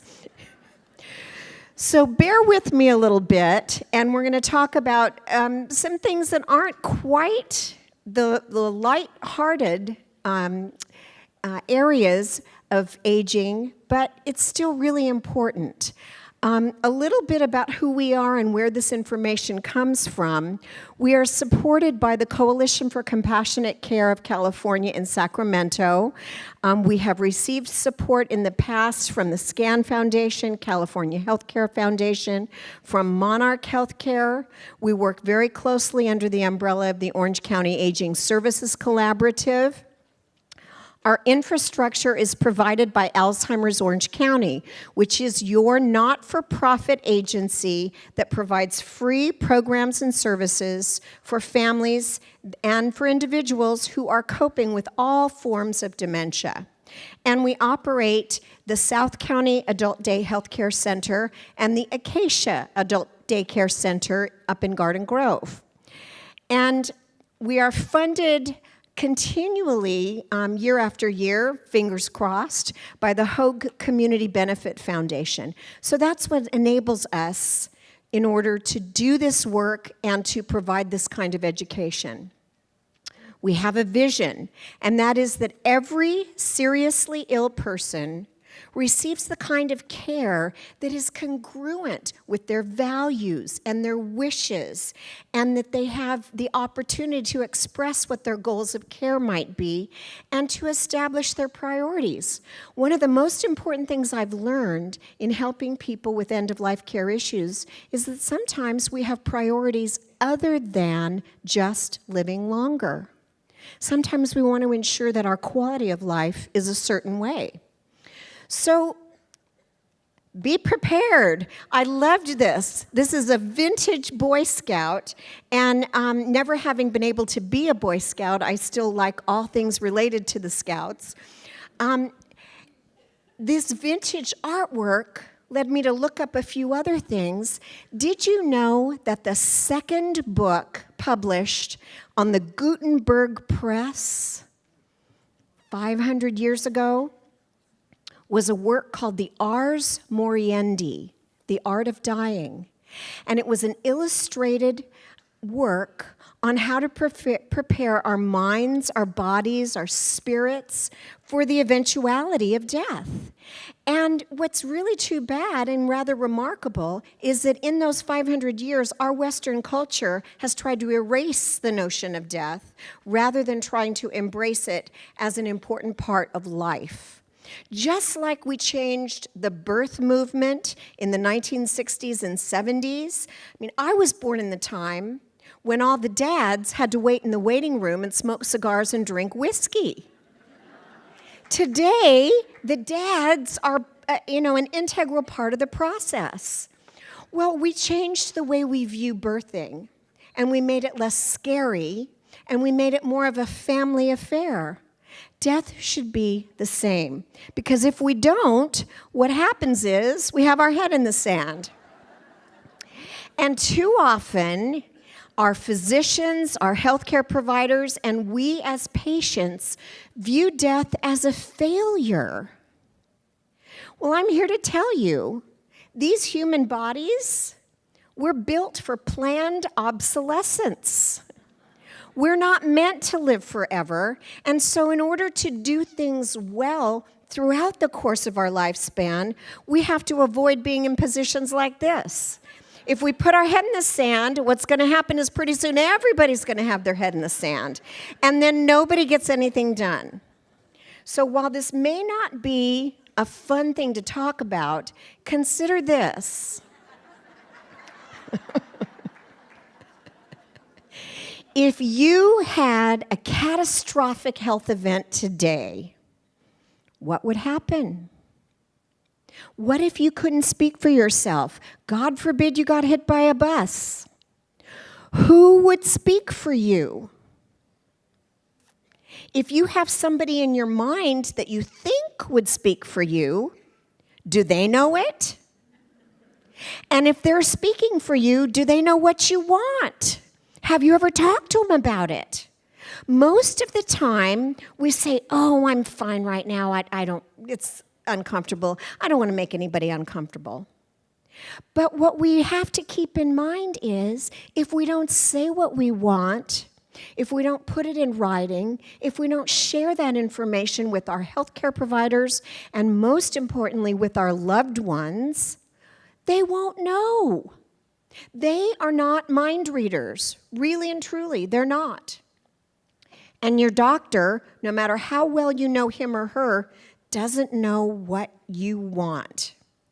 And many times, we don't know what we want. Lots of people don't understand what we say when we refer to things like heroic measures. What does that mean to each of you?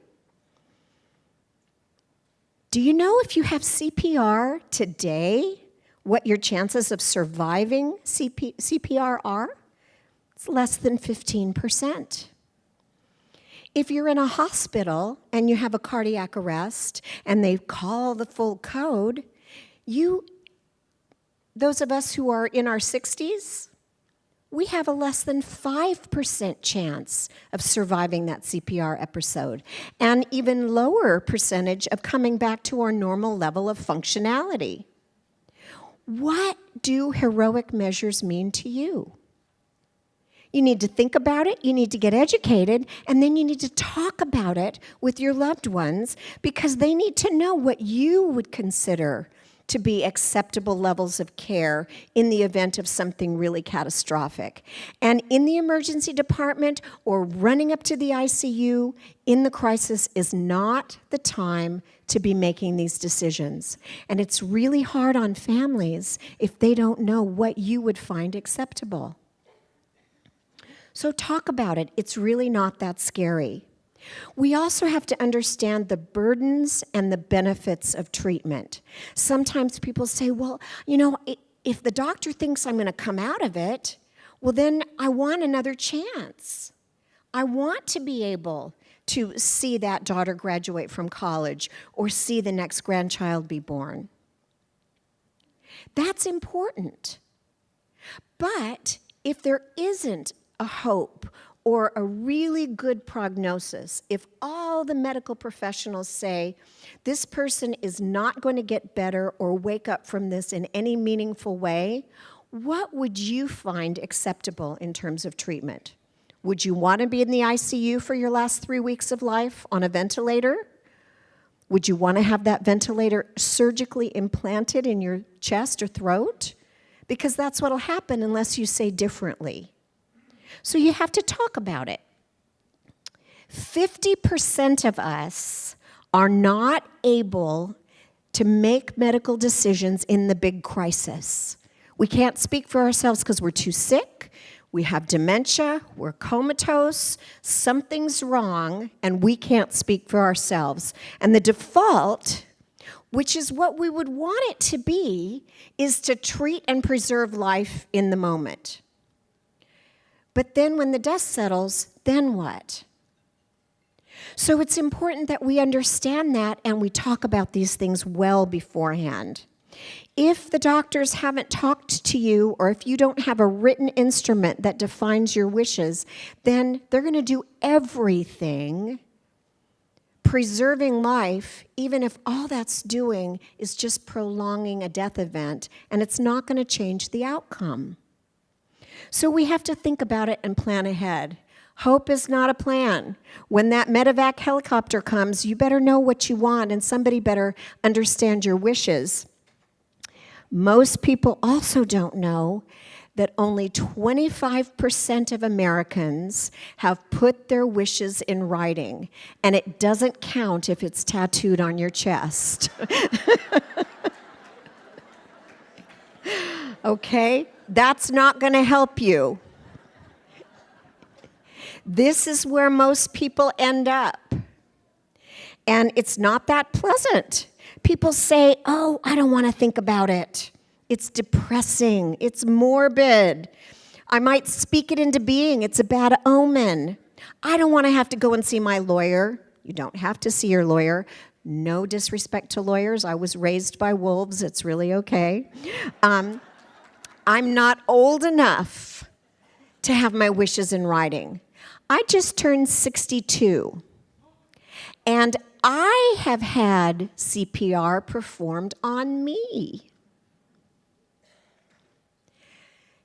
You don't have to be of advanced age to have these issues be taken care of. Some people think it's going to cost too much. It's free to put your wishes in writing. It doesn't even have to be notarized. I don't know what to write. Well, write what you think, and we'll give you the instruments. If you don't have an advanced care directive form, we'll give it to you.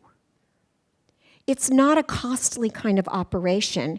And don't get intimidated. If you need help, there's people that will help you. The case managers at AgeWell, the case managers at South County Adult Day Services, I'll help you. This is not complicated. It can be really easy. Another thing to consider is we're all worried about healthcare reform and the deficit and all these kinds of things.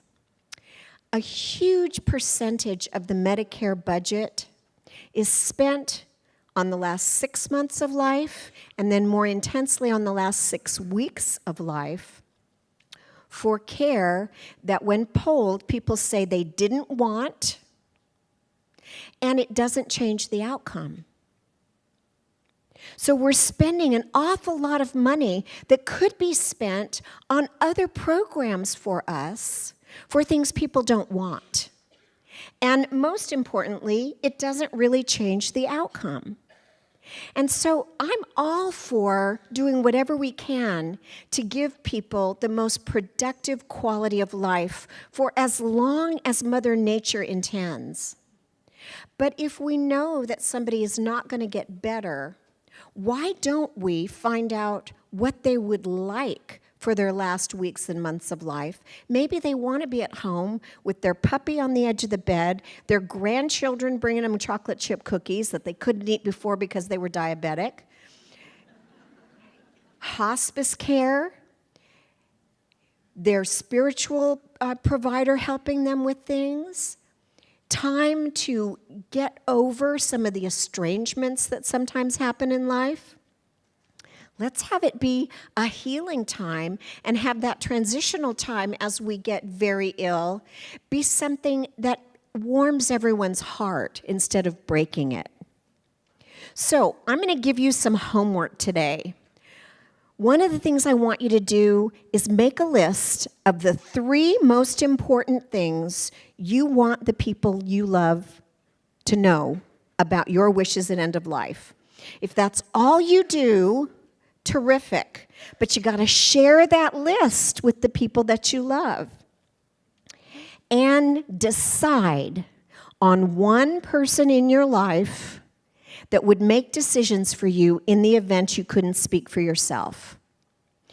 If you have 6 adult children, do not list all 6 of them, because on any given day, they're going to have 10 different opinions.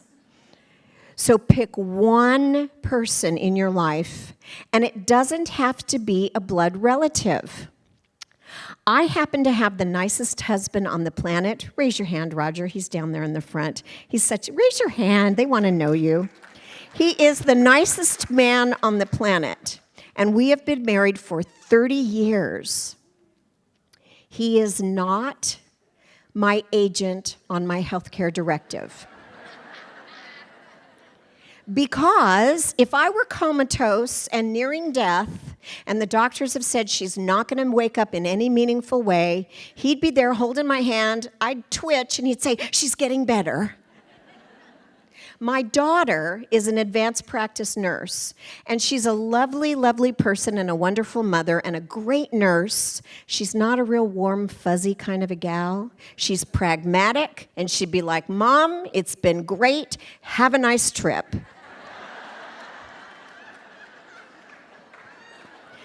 She's my agent. She knows that that's what I would want, because the most important thing about the person you choose to speak for you is not that they will do what they think is best. It's that they're going to do what you think is best, that they will follow what you want. And then, as the second part of your homework, talk to the people you love about what they would want. And if you have people in your life who don't have family, talk to them about this. Let them know that you might stick up for them and stand up for them in the event that they needed you to help them out. So the pictures here are examples of 2 important documents in this process. The 5 Wishes booklet is an advanced healthcare directive. There are more than 150 legal advanced healthcare directive forms in California. Most of them are free. If you want a 5 Wishes booklet, we'll give you one, and we have them in multiple languages. You might have to sign up and we'll send it to you. An advanced healthcare directive is for anybody over the age of 18. For anyone over the age of 18, they should have an advanced healthcare directive. It provides general instructions for the future. And in a document like the 5 Wishes, it allows you to say, "No carnations at my funeral." And I don't want my cousin to sing that horrible rendition of off-key Ave Maria. You're talking about the future. And the most important aspect of your advanced healthcare directive is that it names your medical decision maker your agent. Okay, so that's the advanced healthcare directive. The other form, the pink one, this obnoxious pulsar pink, is the POLST form. And the POLST form is for very specific segments of our population. For people who are seriously ill, who are medically frail. And it gives specific orders for what you want right now. I do want CPR, or I don't want CPR. I do want to be put on a ventilator, or I don't. Or I only want to be on the ventilator for 2 weeks, and if I can't breathe on my own, wish me well and send me first class to heaven. It's specific medical orders. It can be signed and executed by your agent, better if it's done by the patient well ahead of time, and it has to be executed with a conversation from a healthcare provider, physician, physician assistant, nurse practitioner. It stands for Physician Orders for Life-Sustaining Treatment, and it became law in California in 2009. It's for people with chronic and progressive illness, and it gives your wishes for medical treatments that would happen now, such as CPR, tube feeding, artificial hydration and ventilation. It should be filled out in conversation with your family and your medical team. This is not something to be done in a vacuum, and it's distinguished by this really obnoxious pink color. And it's portable. It should go with you from the hospital to the skilled nursing facility to home to assisted living. Wherever you're going, your pulse document could be with you. And many hospitals have an opportunity to store it electronically. And in fact, in 2 counties in California right now, they're working on pilot projects for a special kind of pulsed cloud to store people's information so that emergency responders could get to it really quickly. Yeah, we hope that comes about.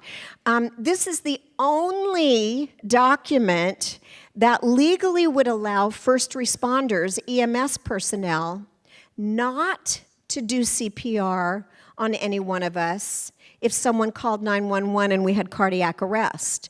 So think about that. If you wouldn't want to have CPR performed on you, then you need to have a pulse.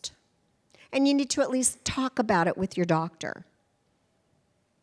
It's important. It must be signed by a physician, physician assistant, or nurse practitioner, and it's recognized as a legal medical order that healthcare professionals must follow. And it can be completed by your healthcare agent. So make sure you've chosen somebody that's going to do things the way you want them to. And periodically you should revise it, because let's say your spouse is your agent and your spouse dies or you get divorced. Or let's say you've named one of your children and they move far away and it's hard to get in contact with them.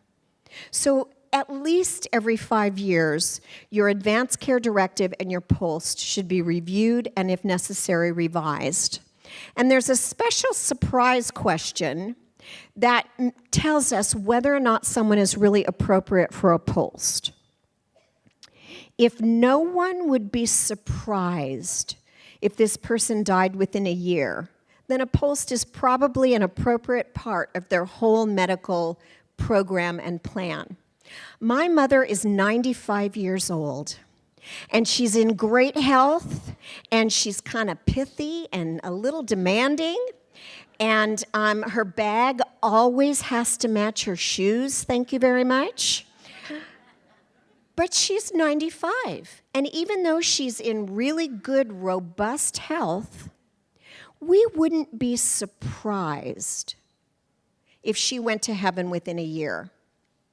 So she might be appropriate for a pulse, even though she's not ill right now. If she were 86 and she had cancer, even if she was getting treatment for the cancer, the pulse still might be appropriate, and it would then more accurately define her wishes. It's really important that there be a conversation and that we not get rushed through this. And Medicare provides a way for your doctor to bill for the time you spend in conversation over a pulsed document. You have to make an appointment. You have to say, I want to talk about end-of-life care wishes. And then they'll schedule a longer appointment because I think it needs more than 7 minutes. Just saying. But the doctor can bill for that. So don't be afraid to ask for it with your doctor. If you don't name someone in an advance directive, what happens if you go to the emergency department? The physicians or the healthcare team will make decisions for you. Or the nosy neighbor that you don't really like who followed the ambulance to the hospital and makes a lot of noise, That's who they're going to listen to because they don't know. So it's really important that not only have you chosen this person, you've told them, and you've told people around you. Because, we've lived in the same house for 30 years. We have some really great neighbors, and then we got a couple of really not so great ones. They're the ones that might follow that ambulance. So be careful. It's important to talk to everyone about your wishes and to get education. Part of what I do is about 75 workshops a year on end-of-life care issues. If you want someone to come out and talk to your group to help people understand this, let us know. We're happy to come out and talk to you. Sometimes I resort to getting people's attention with adorable small children in pink outfits or tall, beautiful blondes in pink outfits, just to make people understand the importance of having the POST document available. That's my granddaughter. She's pretty cute. So what happens if you die and you haven't planned your funeral? And I want to do a little shout out to my colleagues and friends at O'Connor Mortuary because they helped me with some of the homework to prepare for this part. But do you have funeral arrangements made? Nobody really wants to do that and to spend money on it. No, thank you. But if you don't, there's a whole lot of decisions that then fall on your family members. And if they haven't visited lately and they're feeling kind of guilty, they're a lot more likely to spend too much money on things you probably didn't want. Okay? The average funeral in Orange County costs about $8,500 if you're going to have a traditional funeral and burial. That's a lot of money. And maybe that's what you want, and it's beautiful, and maybe it's not what you want. So the important thing is to plan ahead, talk about, do you want embalming? Do you want cremation? Do you want to be scattered at sea? Do you want just a celebration of life, a really cool party? You have to tell people what you want. If you prearrange your funeral, it locks in the costs at today's prices, which is really great. It's protected by federal insurance companies, and the payments are manageable for people. And if you die before you've paid for your policy, you still get everything. So it's one of those really good insurance policies. And it's transferable, so that if you move away, but you bought a policy here for pre-planning a funeral, you can take that with you, and no matter where you go in the United States, that will be covered. So I think that's a really, really great thing. Roger, why don't you pre-plan our funerals? That would be good. What I think is most important about it is it gives you peace of mind. Then you know that what you want to happen is going to happen. And you know that your loved ones are not going to spend too much money. And you know that you have relieved a burden of responsibility when they are grieving. Every single one of you has somebody who's going to be really sad if the day comes and you're no longer here. And it's really hard for people to make very considered, prudent decisions when they're in a state of the crisis of grief. You can have anything you want. I don't want carnations. I don't think I want a white casket. I'm not sure what I want. My parents both willed their bodies to science. So my dad is somewhere educating medical students. I think it's a legacy he enjoyed. It's not for everybody. The other thing that comes up in these conversations is organ donation, tissue donation. It's much better if people know about that well ahead of time and you have it all set. You can be scattered at sea. This is a beautiful biodegradable situation where you just float into the ocean. Traditional cemeteries. This is a cemetery in Ireland, and I might like to be there. You can go online to Funeralocity. You can even go to Costco and buy your urn or your casket. It's not really what I would do, but you can do it. I think it's important because with funerals, with death in general, there are no do-overs. So you really have to plan ahead for it. So when you're choosing funeral care, pick a provider that you know. Pick somebody that you trust. And pick somebody that has a great reputation in your community. What do they do for the community? I did some pricing comparisons. I did a lot of homework for this presentation. I hope you enjoy it. But what I found remarkable was when I compared the discount funeral providers who said, oh, bare bones services, lowest price in town, they were actually more expensive than if you compared exactly the same services with one of the providers of funeral care that we know and love.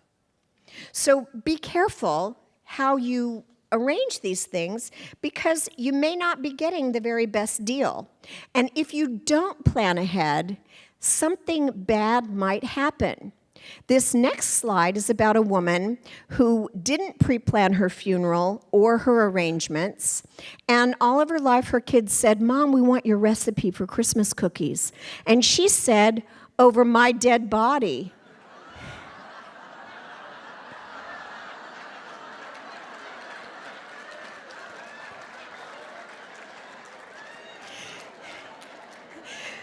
So, the moral of this story is plan ahead. And in the words of Dr. Ira Byock, who is one of the foremost experts and compassionate medical caregivers on end-of-life and palliative care, he says that there are 5 things we should be saying before we die. Thank you. I love you. I forgive you. Please forgive me. And goodbye. Thank you.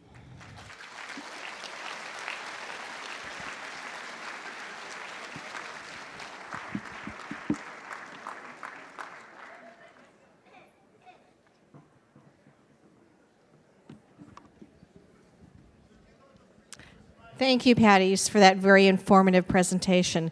Patty will also be back for our Q&A panel, so remember to write your questions on the card provided in your bag and then pass it to the end of the row to the volunteers. At this time, the theme for our Senior Summit, of course, has been Life Can Change in an Instant, Are You Ready?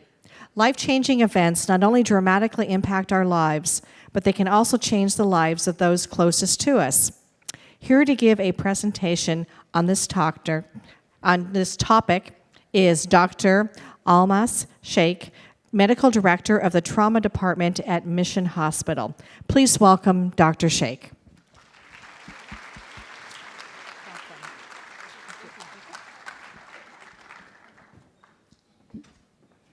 Good morning.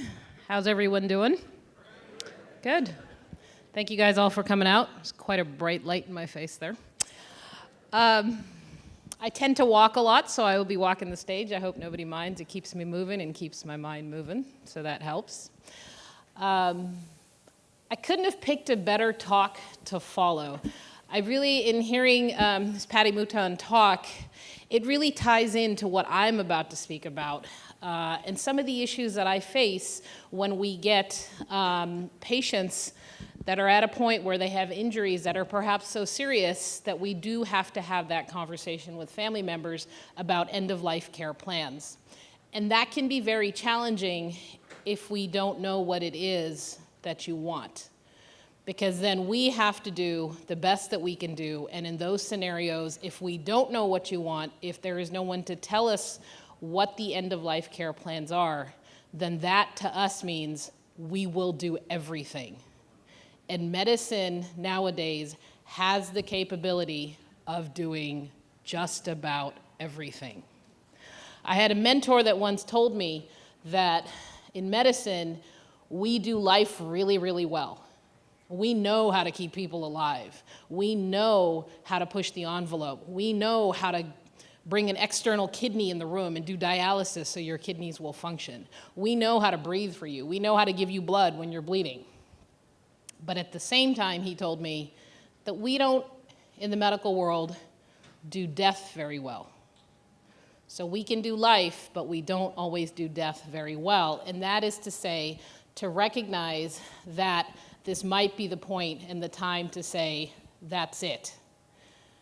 There isn't much more that we can do that will provide meaningful care, meaningful quality of life, and a meaningful outcome, and therefore we choose at that point to have that conversation and move forward. And although in the medical world we are doing it better, we are definitely doing better. I can see that even in my own time as I progress in this career. We're not doing it as well as we could. So I couldn't possibly think of a better talk than Ms. Patty Mouton's talk, and where you think about these things ahead of time and have the plans in place, so that if you have the unfortunate opportunity to come and see what it is that I do as my patient in the trauma world, that we know what it is that you want or would like. I have the talk before lunch, so that's great because it means everybody comes. But at the same time, everybody's hungry, so I'm not sure how many people are actually able to listen and hear what it is that I'm about to say. So we'll go ahead and get started. I will be talking about trauma today and how it can really change your life. Trauma, as defined by the Center for Disease Control, is anything, any injury caused by an external force. That can be a car accident, that can be a trip and a fall, that can be falling off a bicycle, that can be putting up Christmas lights and falling off the ladder. Or 2 Saturdays ago when I was on call, for some reason we had the trend, and I think it was because it was spring, we had people falling off of ladders into rose bushes. So much like the cartoons where you find yourself pulling out the thorns from people, that's exactly what we were doing in the trauma room. Let's go over a few of the numbers, the epidemiology behind us, humans, people, and how long we're living. The average American lifespan has increased by almost about 30 years. In 1776, if I was living in 1776, I sure wouldn't be alive anymore. 35 was the average life expectancy. Move on to the 1900s, 47 years old was the average life expectancy. I'm currently 42, so I'd be making some end-of-life planned cares right now. In the 2000s now, we're looking at 76. That's the average life expectancy for people. So 76 years old, and this is expected that over the next 20 years, the population of those people 65 or older will actually double. That is changing the way medicine looks at care of people, because we now are realizing and understanding that the American population is aging. There are more people living longer, which is great, but the medical world needs to learn and needs to understand that and continue to treat and learn how to treat people that are of older age. So guess what the state is with the largest geriatric population? You all live in it. We all live in it. It's California. We are the state in the country with the largest geriatric population. The counties with the largest geriatric population, this comes closer and closer to home. Los Angeles, Orange County, and San Diego. They're all everybody's very local. So this word geriatric, where did it come from? It really comes from the branch of medicine dealing with patients that are considered older. There's no age that's actually defined. So if you look at geriatric, there's no exact number that will put you into the geriatric population. 65 is a social and statistical parameter that has been created and has been talked about. 70 is what the trauma world considers geriatric trauma. 75 is what the geriatrician considers geriatric. So it all varies, but roughly that age, somewhere 65, 70, 75, is what we usually see when we talk about the geriatric patient. Demographics, trauma and traumatic disease, falling, car accidents, bicycle accidents, falling off of a ladder, some of the other things that we will see, water-related injuries, stab wounds, gunshot wounds. In the elderly patient population, trauma is the 5th leading cause of death. It is the first leading cause of death for those between the ages of 2 to about 40. 12% of overall traumas are considered geriatric traumas, so 12% of overall traumas across the board, across the country, will be people that are above 70 years of age. Of all the deaths that occur yearly because of trauma, 28% of them, so about a third of the deaths that occur because of trauma, are in those that are considered older. Many times that is because patients who are older have a lot of medical, what we call comorbidities. The number one mechanism of trauma at Mission Hospital, where I work, where I am the trauma medical director, is elderly falls. That means of the 2,400 patients that I see every year, the number one mechanism of trauma, the number one reason people are coming into the trauma center is because they are falling. Whether that is a trip and a fall, whether that is you passed out and fell, whether you were walking in the parking lot, something happened, you tripped and you fell, whatever it is, people are coming to the trauma center because they are falling. Had you looked at this statistic about 15, 20 years ago, one of the number one mechanisms of trauma at that standpoint was actually motor vehicle collisions or car wrecks. We've made cars a lot safer over the course of the past 20, 30 years. The incidence of having something serious happen to you, really serious, leading to death from a car accident, has significantly dropped. We are working to do the same with people that are falling. When you're 20 years old and you fall, at most you might hurt your pride. When you're 60, 70, 80, 90 and you fall, there's a lot that can break. You can break a hip, that's one of the most common injuries that we see. You can break your neck. That's also one of the most common injuries that we see. You can also bleed into your brain. Medications like Xarelto, Coumadin, even aspirin, those medications sound familiar? They all put you at risk for bleeding. So if you fall, although you're on the Xarelto because your heart beats in a funny rhythm, atrial fibrillation perhaps, it's taking care of your heart, but it puts you at risk for bleeding into your brain when you fall. That's about a third of the patients that I just rounded on this morning in the ICU before I came in here. What are your risk factors for trauma? As we get older, poor visual acuity, poor visual attention, overload of information, there's just too much coming at you at the same time, impaired reaction times, limited neck rotation, we're all walking a little bit slower, medication side effects, and alcohol consumption. These are all things that can increase your risk for being involved in a traumatic event. If you can't read the cartoon here, what it is there's a physician there talking to a patient, and it says the top prescription, the physician's holding a list of prescriptions, and he says the top prescription is for your arthritis, but it might cause you a heart attack. The second prescription should prevent the heart attack, but it might just damage your liver. The third will prevent the liver trouble, but don't worry, it might just destroy your spleen. The fourth, however, will protect your spleen, but it's known a way to eat at the prostate, and the fifth, and then it just goes on and on and on. It's pretty funny, but unfortunately, it's very true. How many people in this room take 3 or more medications? How many people in this room know all the side effects of their medications? Medications are great things. Medications, however, have a lot of side effects, and that can be one of the reasons that people fall. Physiology, we're going to do a quick run through medical school and what happens to our bodies as we all age. We'll touch on a few things: the cardiac system, the kidneys, your breathing system, the lungs, your central nervous system, and your musculoskeletal system, or your muscles. So, the heart. As we all age, our heart becomes less effective a pump. The heart is a muscle. When you bring it down to the bare bones, when you bring it down to the bare cells, that's really what the heart is. It's muscles connected with electric fibers. In due time, any muscle that's going to pump, any electric system that's going to have to run, any system that has to run 50, 60, 70, 80 years is going to slow down. And that's exactly what happens to our heart. It doesn't run as efficiently as it used to. There isn't as much reserve anymore. It doesn't have the capacity to take on as much stress, whether that's physical stress, mental stress, emotional stress. There are side effects to those medications that can affect your heart.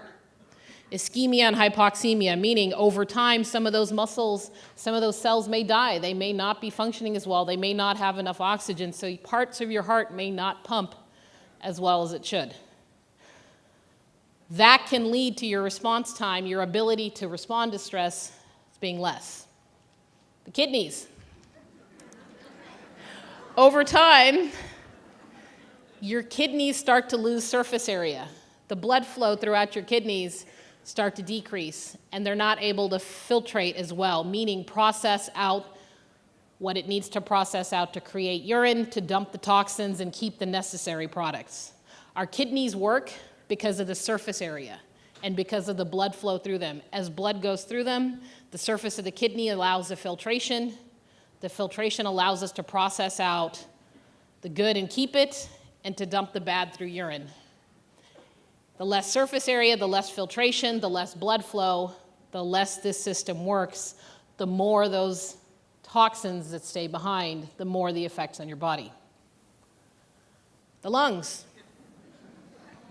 Your lungs are basically like a big sponge. Air goes in them, oxygen and carbon dioxide exchange happens. That oxygen and carbon dioxide exchange happens through the blood. The blood continues to flow, providing oxygen to the rest of your body. As we all age, our lungs, the elasticity or the ability to stretch and expand and breathe and inhale and exhale all becomes harder.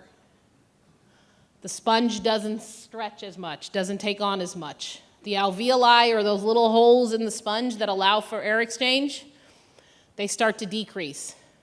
As a result, your oxygen levels start to decrease. In general, your chest wall, our chest walls become stiffer. They don't expand as much. They're not as flexible, and they become more rigid. Because of all this, your infection risk increases. Bacteria hang out longer than they should. You're not able to cough as much. You're not able to bring up all that sputum, all that stuff to clear it out. And you're not able to clear your secretions, which leaves all of that bacteria sitting in there, increasing your risk of having a pneumonia. Your central nervous system. We don't hear as well, although I'm not sure that necessarily has to do with age so much, but we don't hear as well when our brains aren't, as we get older. Hearing loss goes, memory changes. We're not able to recollect things sort of from the immediate past, although interestingly enough, you might very well recollect things that happened in your 20s, 30s, stories that have been told kind of over and over again. Your mind tends to remember those better. Proprioception, that ability to know kind of where you're at in the world, where you are at when you're standing. The simplest way to explain this is if you close your eyes and put your hand out, you kind of know where your hand is even though you're not looking at it. That's called proprioception. Visual acuity obviously changes. You're not able to see as much as well anymore. So you might miss that step because you didn't see it or you didn't feel it when you were walking down the stairs. The musculoskeletal system, structural changes, muscle mass will decrease with age. That actually starts a lot younger than even the geriatric trauma definition of 70. Degeneration of remaining muscles, meaning the muscles that are there won't work as well. They start to dysfunction. Joint cartilage starts to come apart. Osteoporosis is bone loss, oftentimes due to calcium deficiency. Functional changes, your strength, your ability to range your joints, meaning your knee bending as much as it should, may not be as good anymore. Mobility, pain, you become more fracture prone, and I think we all know this. Gait, the ability to stay steady and walk, move forward, move backwards, move to the side as quickly as we need to, doesn't always happen. Let's talk about falls. I really thought about naming my talk, One Fall Can Change It All. But that wouldn't encompass kind of everything I wanted to say. But one fall can really change it all. How many in here have fallen? It's a pretty scary place to be. Because you don't know if you're going to be able to get back up again. If you live by yourself or if you don't have a caregiver or someone around all the time, you're not sure if anyone's going to know that you even fell to come and help you get up. It's one of the number one fears of those that are older, and it is not unfounded by any means. So every 20 minutes, an older adult dies from a fall in the United States. That is an absolutely harrowing statistic. By the end of my talk, one person in the United States would have died because they had fallen. Just like we fixed complications, morbidity, everything, the death rate related to motor vehicle collisions, we are now aggressively working on this problem. That's why even when I walked past the booths out there, I could see that there were a lot of stations related to falls, preventing falls if you fall, and what we can do, technical systems that can maybe alert somebody, all of the above, and that's because we as a society are aggressively addressing this. Falls are the leading cause of fatal injury in the geriatric trauma population. The most common location of falling, this should not be a surprise, it's the bathroom and or the bedroom. Most common injuries, as mentioned, your hips will break or your pelvis, your neck, or head injuries. I will quickly and just briefly remind you the talk before me was incredibly important because more than often I've been in a situation where I've had a patient come in who has fallen. They're bleeding into their brain. They're not able to relay to me what their wishes are. And all of a sudden, I'm putting in a breathing tube. I am now putting in invasive lines. We're talking about major operations. At some point, your heart may stop.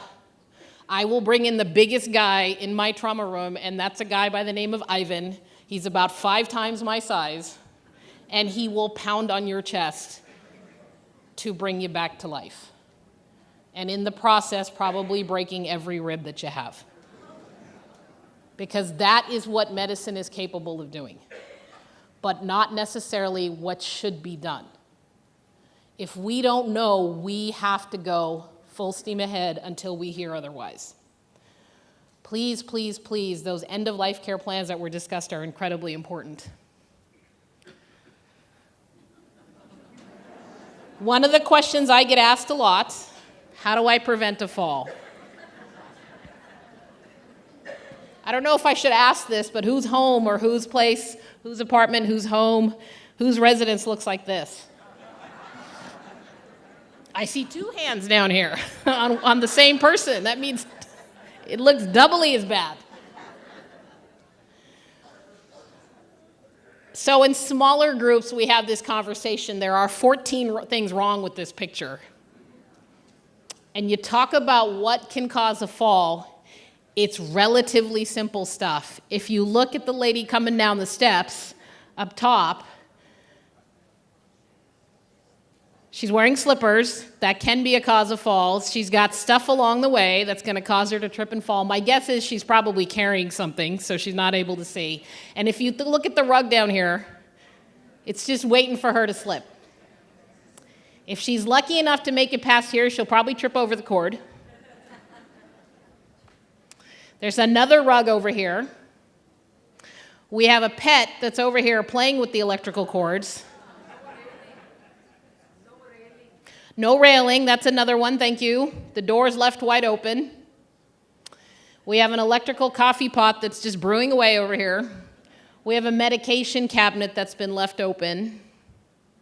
There is a lot that is going on with this picture. Pile of paper sitting next to the lamp. This can be a fire hazard. How many people have this in their home? This is a smoke detector that's been deactivated, but because it was battery probably died and it was going beep, beep, beep. And it's easier to just take it apart than it is to replace it. It really is. I have done it. As funny as it is, unfortunately, this is what we see when we go to people's homes. The number one way to prevent a fall is to fix your environment. Put the rails in the showers. Change your shower out to a seated shower. Get the toilets to be higher. Make more space between the toilets and the sink. One of the most common falls that we get, not just a fall out of the bathroom, but a person who was on the commode and then fell and got trapped in that tiny little space between the toilet and the cabinet where the sink is.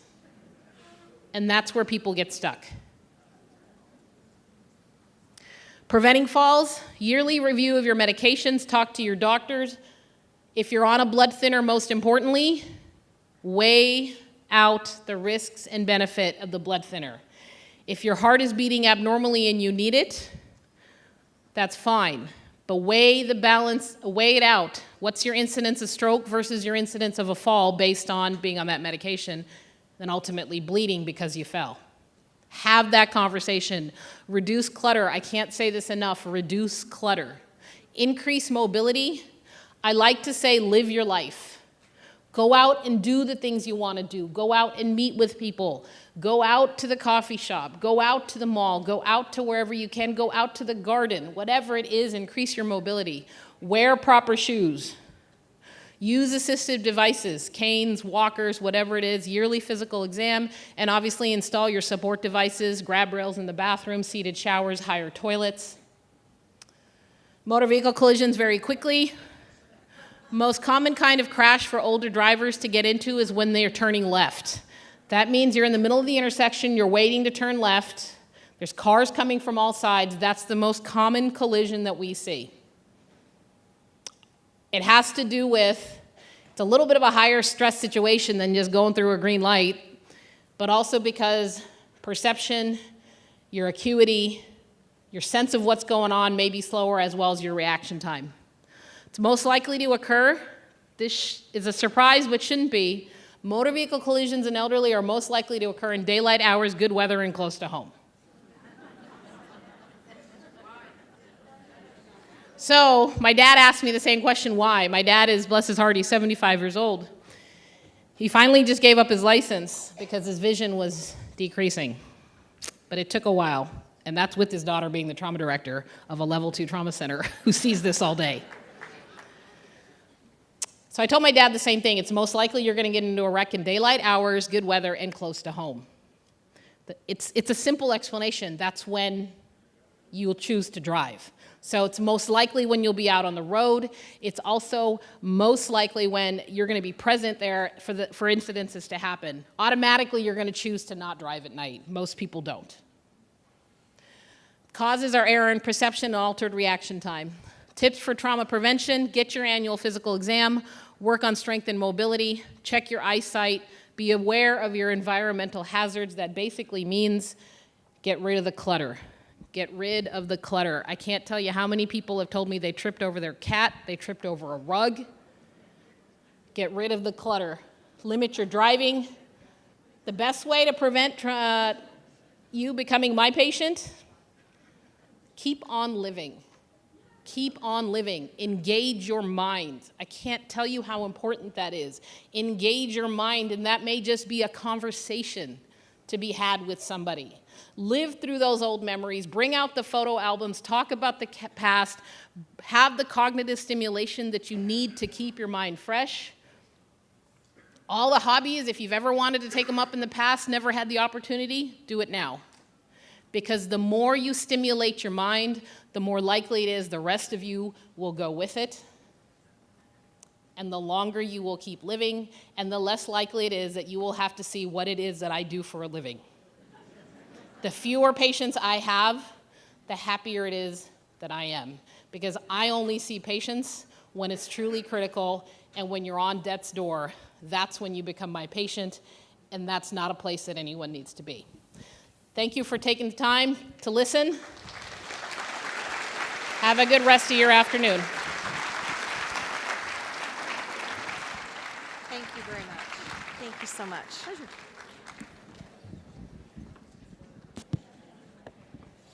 Thank you, Dr. Shake, for that important presentation and all the great work that you do at Mission Hospital. Okay, so now we're at the Q&A portion, and we have our panel assembled. We've got questions that have been submitted. But before I do, remember that immediately after the Q&A, I'll be announcing today's lucky winners of our grand prizes. We have the 2 $250 gift cards and 2 disaster preparedness kits, so don't leave your seat. And I think we're ready to start with the first question.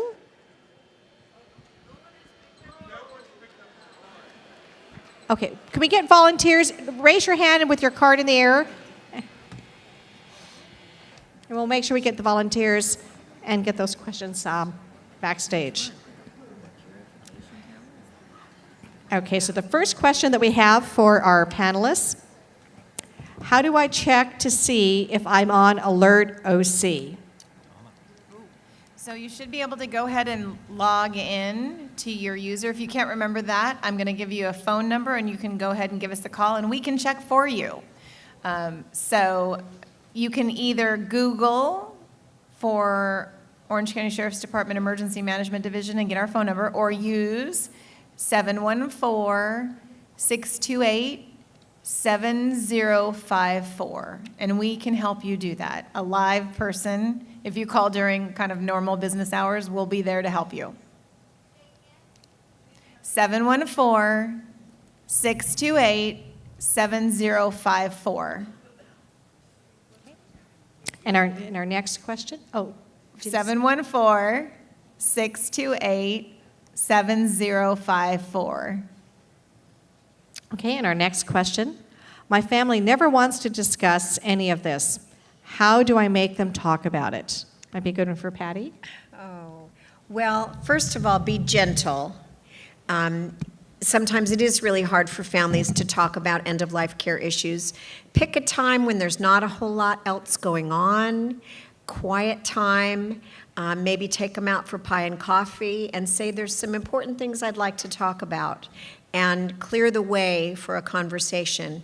And it's not going to happen just in one episode. You may have to have 3 or 4 or 5 conversations with your loved ones.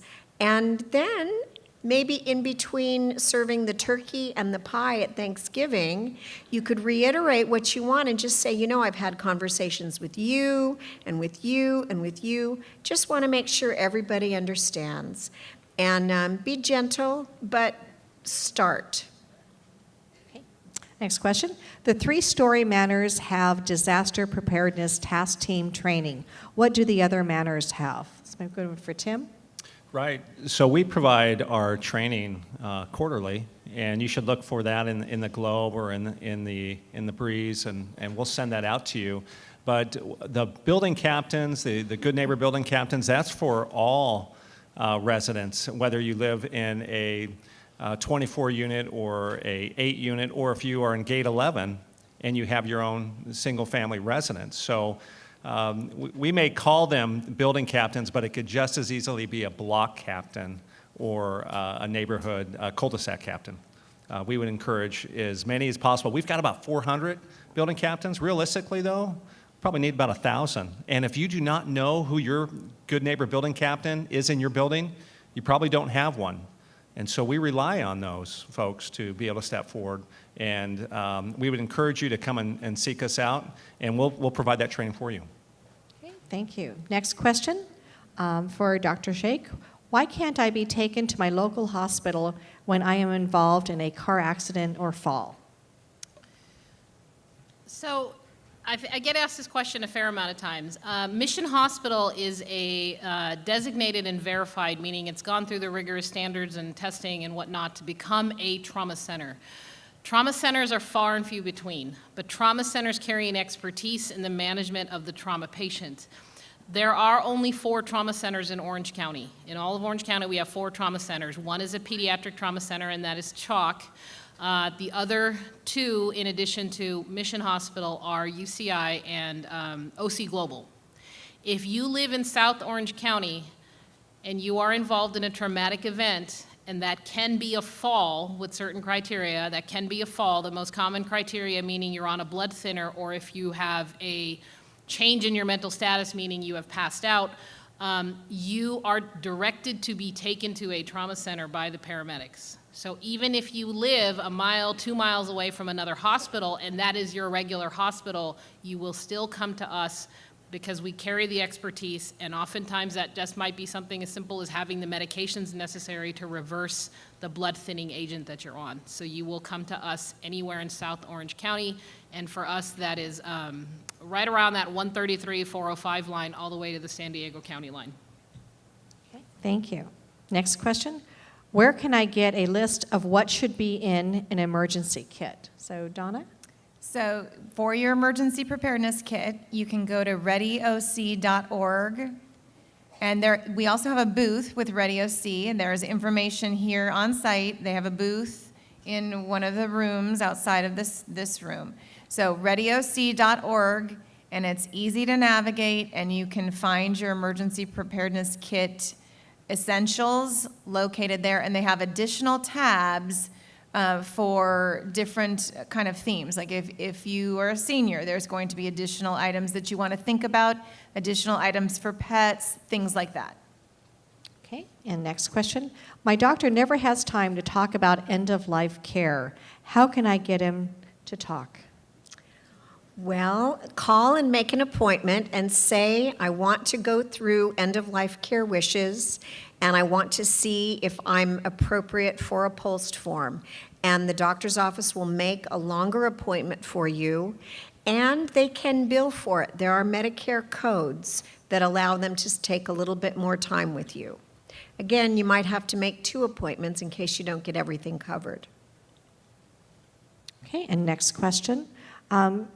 Should we have 2 emergency kits, one in the home and one in the car? And if you have to evacuate, and what should you bring to a shelter? So I love this person that asked this question. Yes, you do need more than one emergency preparedness kit. So you do need one at home. If you're driving, you need one in your car. And for those of you that work, you need one at work. You also want to make one of those kits an evacuation kit. And the reason for that is that typically your home emergency preparedness kit, it's too big to take with you if you're going to evacuate. And if you're going to evacuate, my guess is the list of things that you want to bring with you doesn't include the huge emergency preparedness kit, right? Because you want to take some other things that you don't want to continue on without, right? Might be photos, other valuables that you want to keep with you. So your evacuation kit should be smaller in size, and it should contain a small amount of water, food, first aid kit.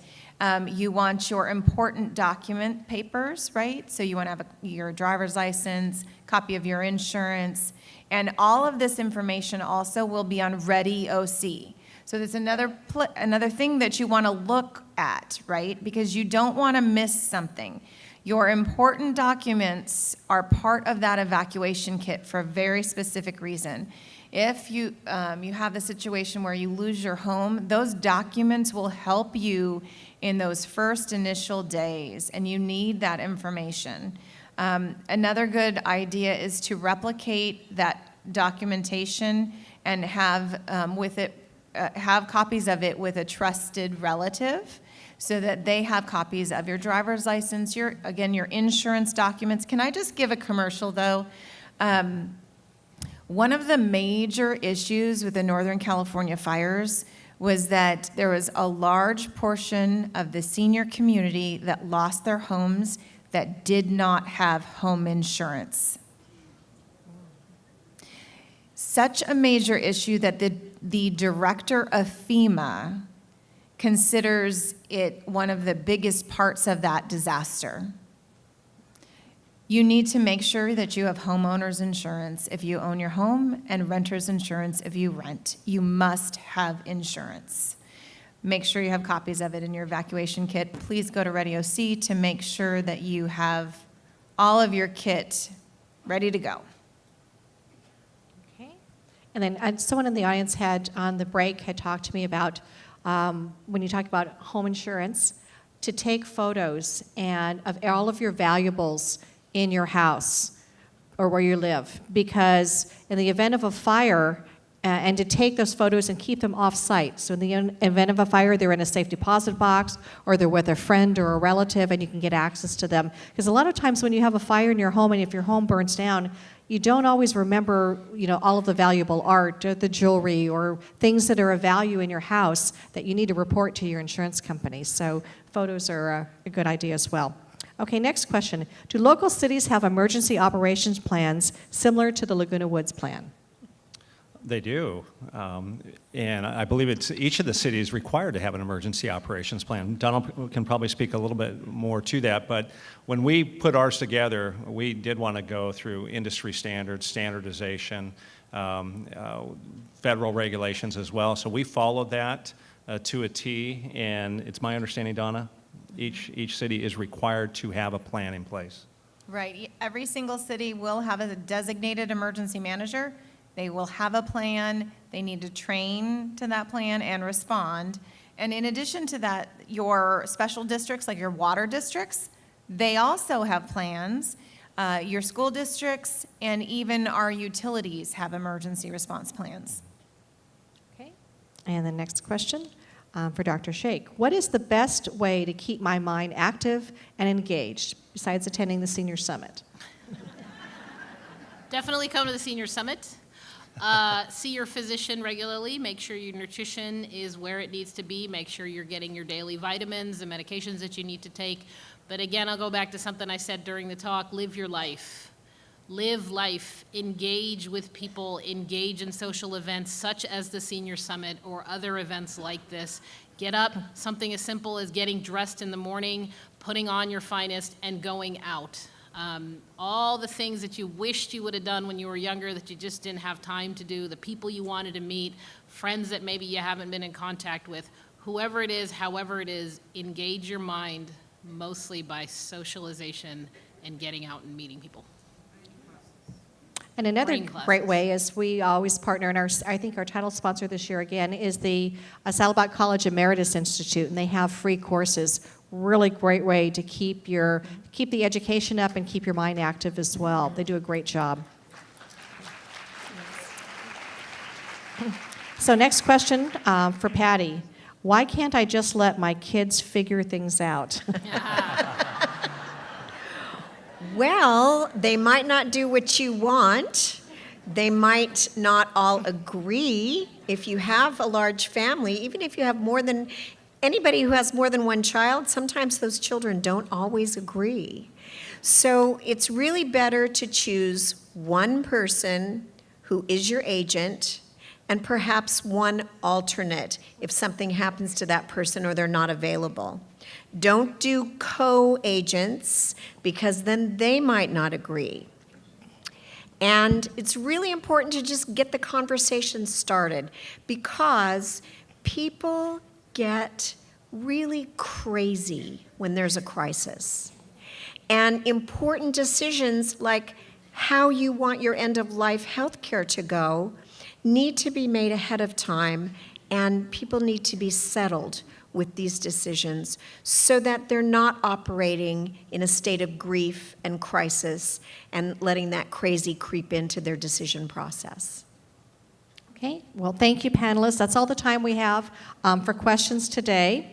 We're about to announce our grand prize winners for the gift cards and for the 2 disaster preparedness kits. But first of all, let's please thank all of our excellent speakers today.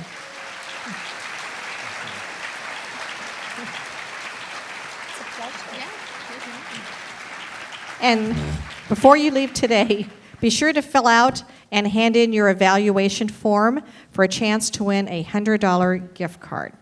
So before I announce our grand prize winners, I want to thank all of those who generously supported our event today to help make our 11th annual Senior Summit possible. I could not have brought this Senior Summit to you without the outstanding efforts of the Orange County Office on Aging, Age Well Senior Services, Laguna Woods Village, in particular, Ellen Eulerberry, Beth Apodaca, and Heather Rasmussen. Please join me in thanking them. I also want to thank our gracious city partner, the City of Laguna Woods, as well as our media partner who filmed today's program, Village TV. Please give them a round of applause. And in the back of your program, you'll find when the Senior Summit will broadcast on Village TV in Laguna Woods. For everyone else, you'll be able to see the entire program beginning on May 1st on our website at www.ocseniorsummit.com. And a very special thank you to all of our Senior Summit sponsors whose generous support helped make this event possible. Our title sponsor, Saddleback College EMERITUS Institute, Diamond sponsor, CalOptima, Platinum sponsor, SDG&E, Gold sponsors, Cigna Healthcare and Care Ambulance, and our silver sponsors, the Toll Roads, Saddleback Memorial, Alzheimer's Orange County, El Toro Water District, and Memorial Care Medical Group. Please give them a round of applause.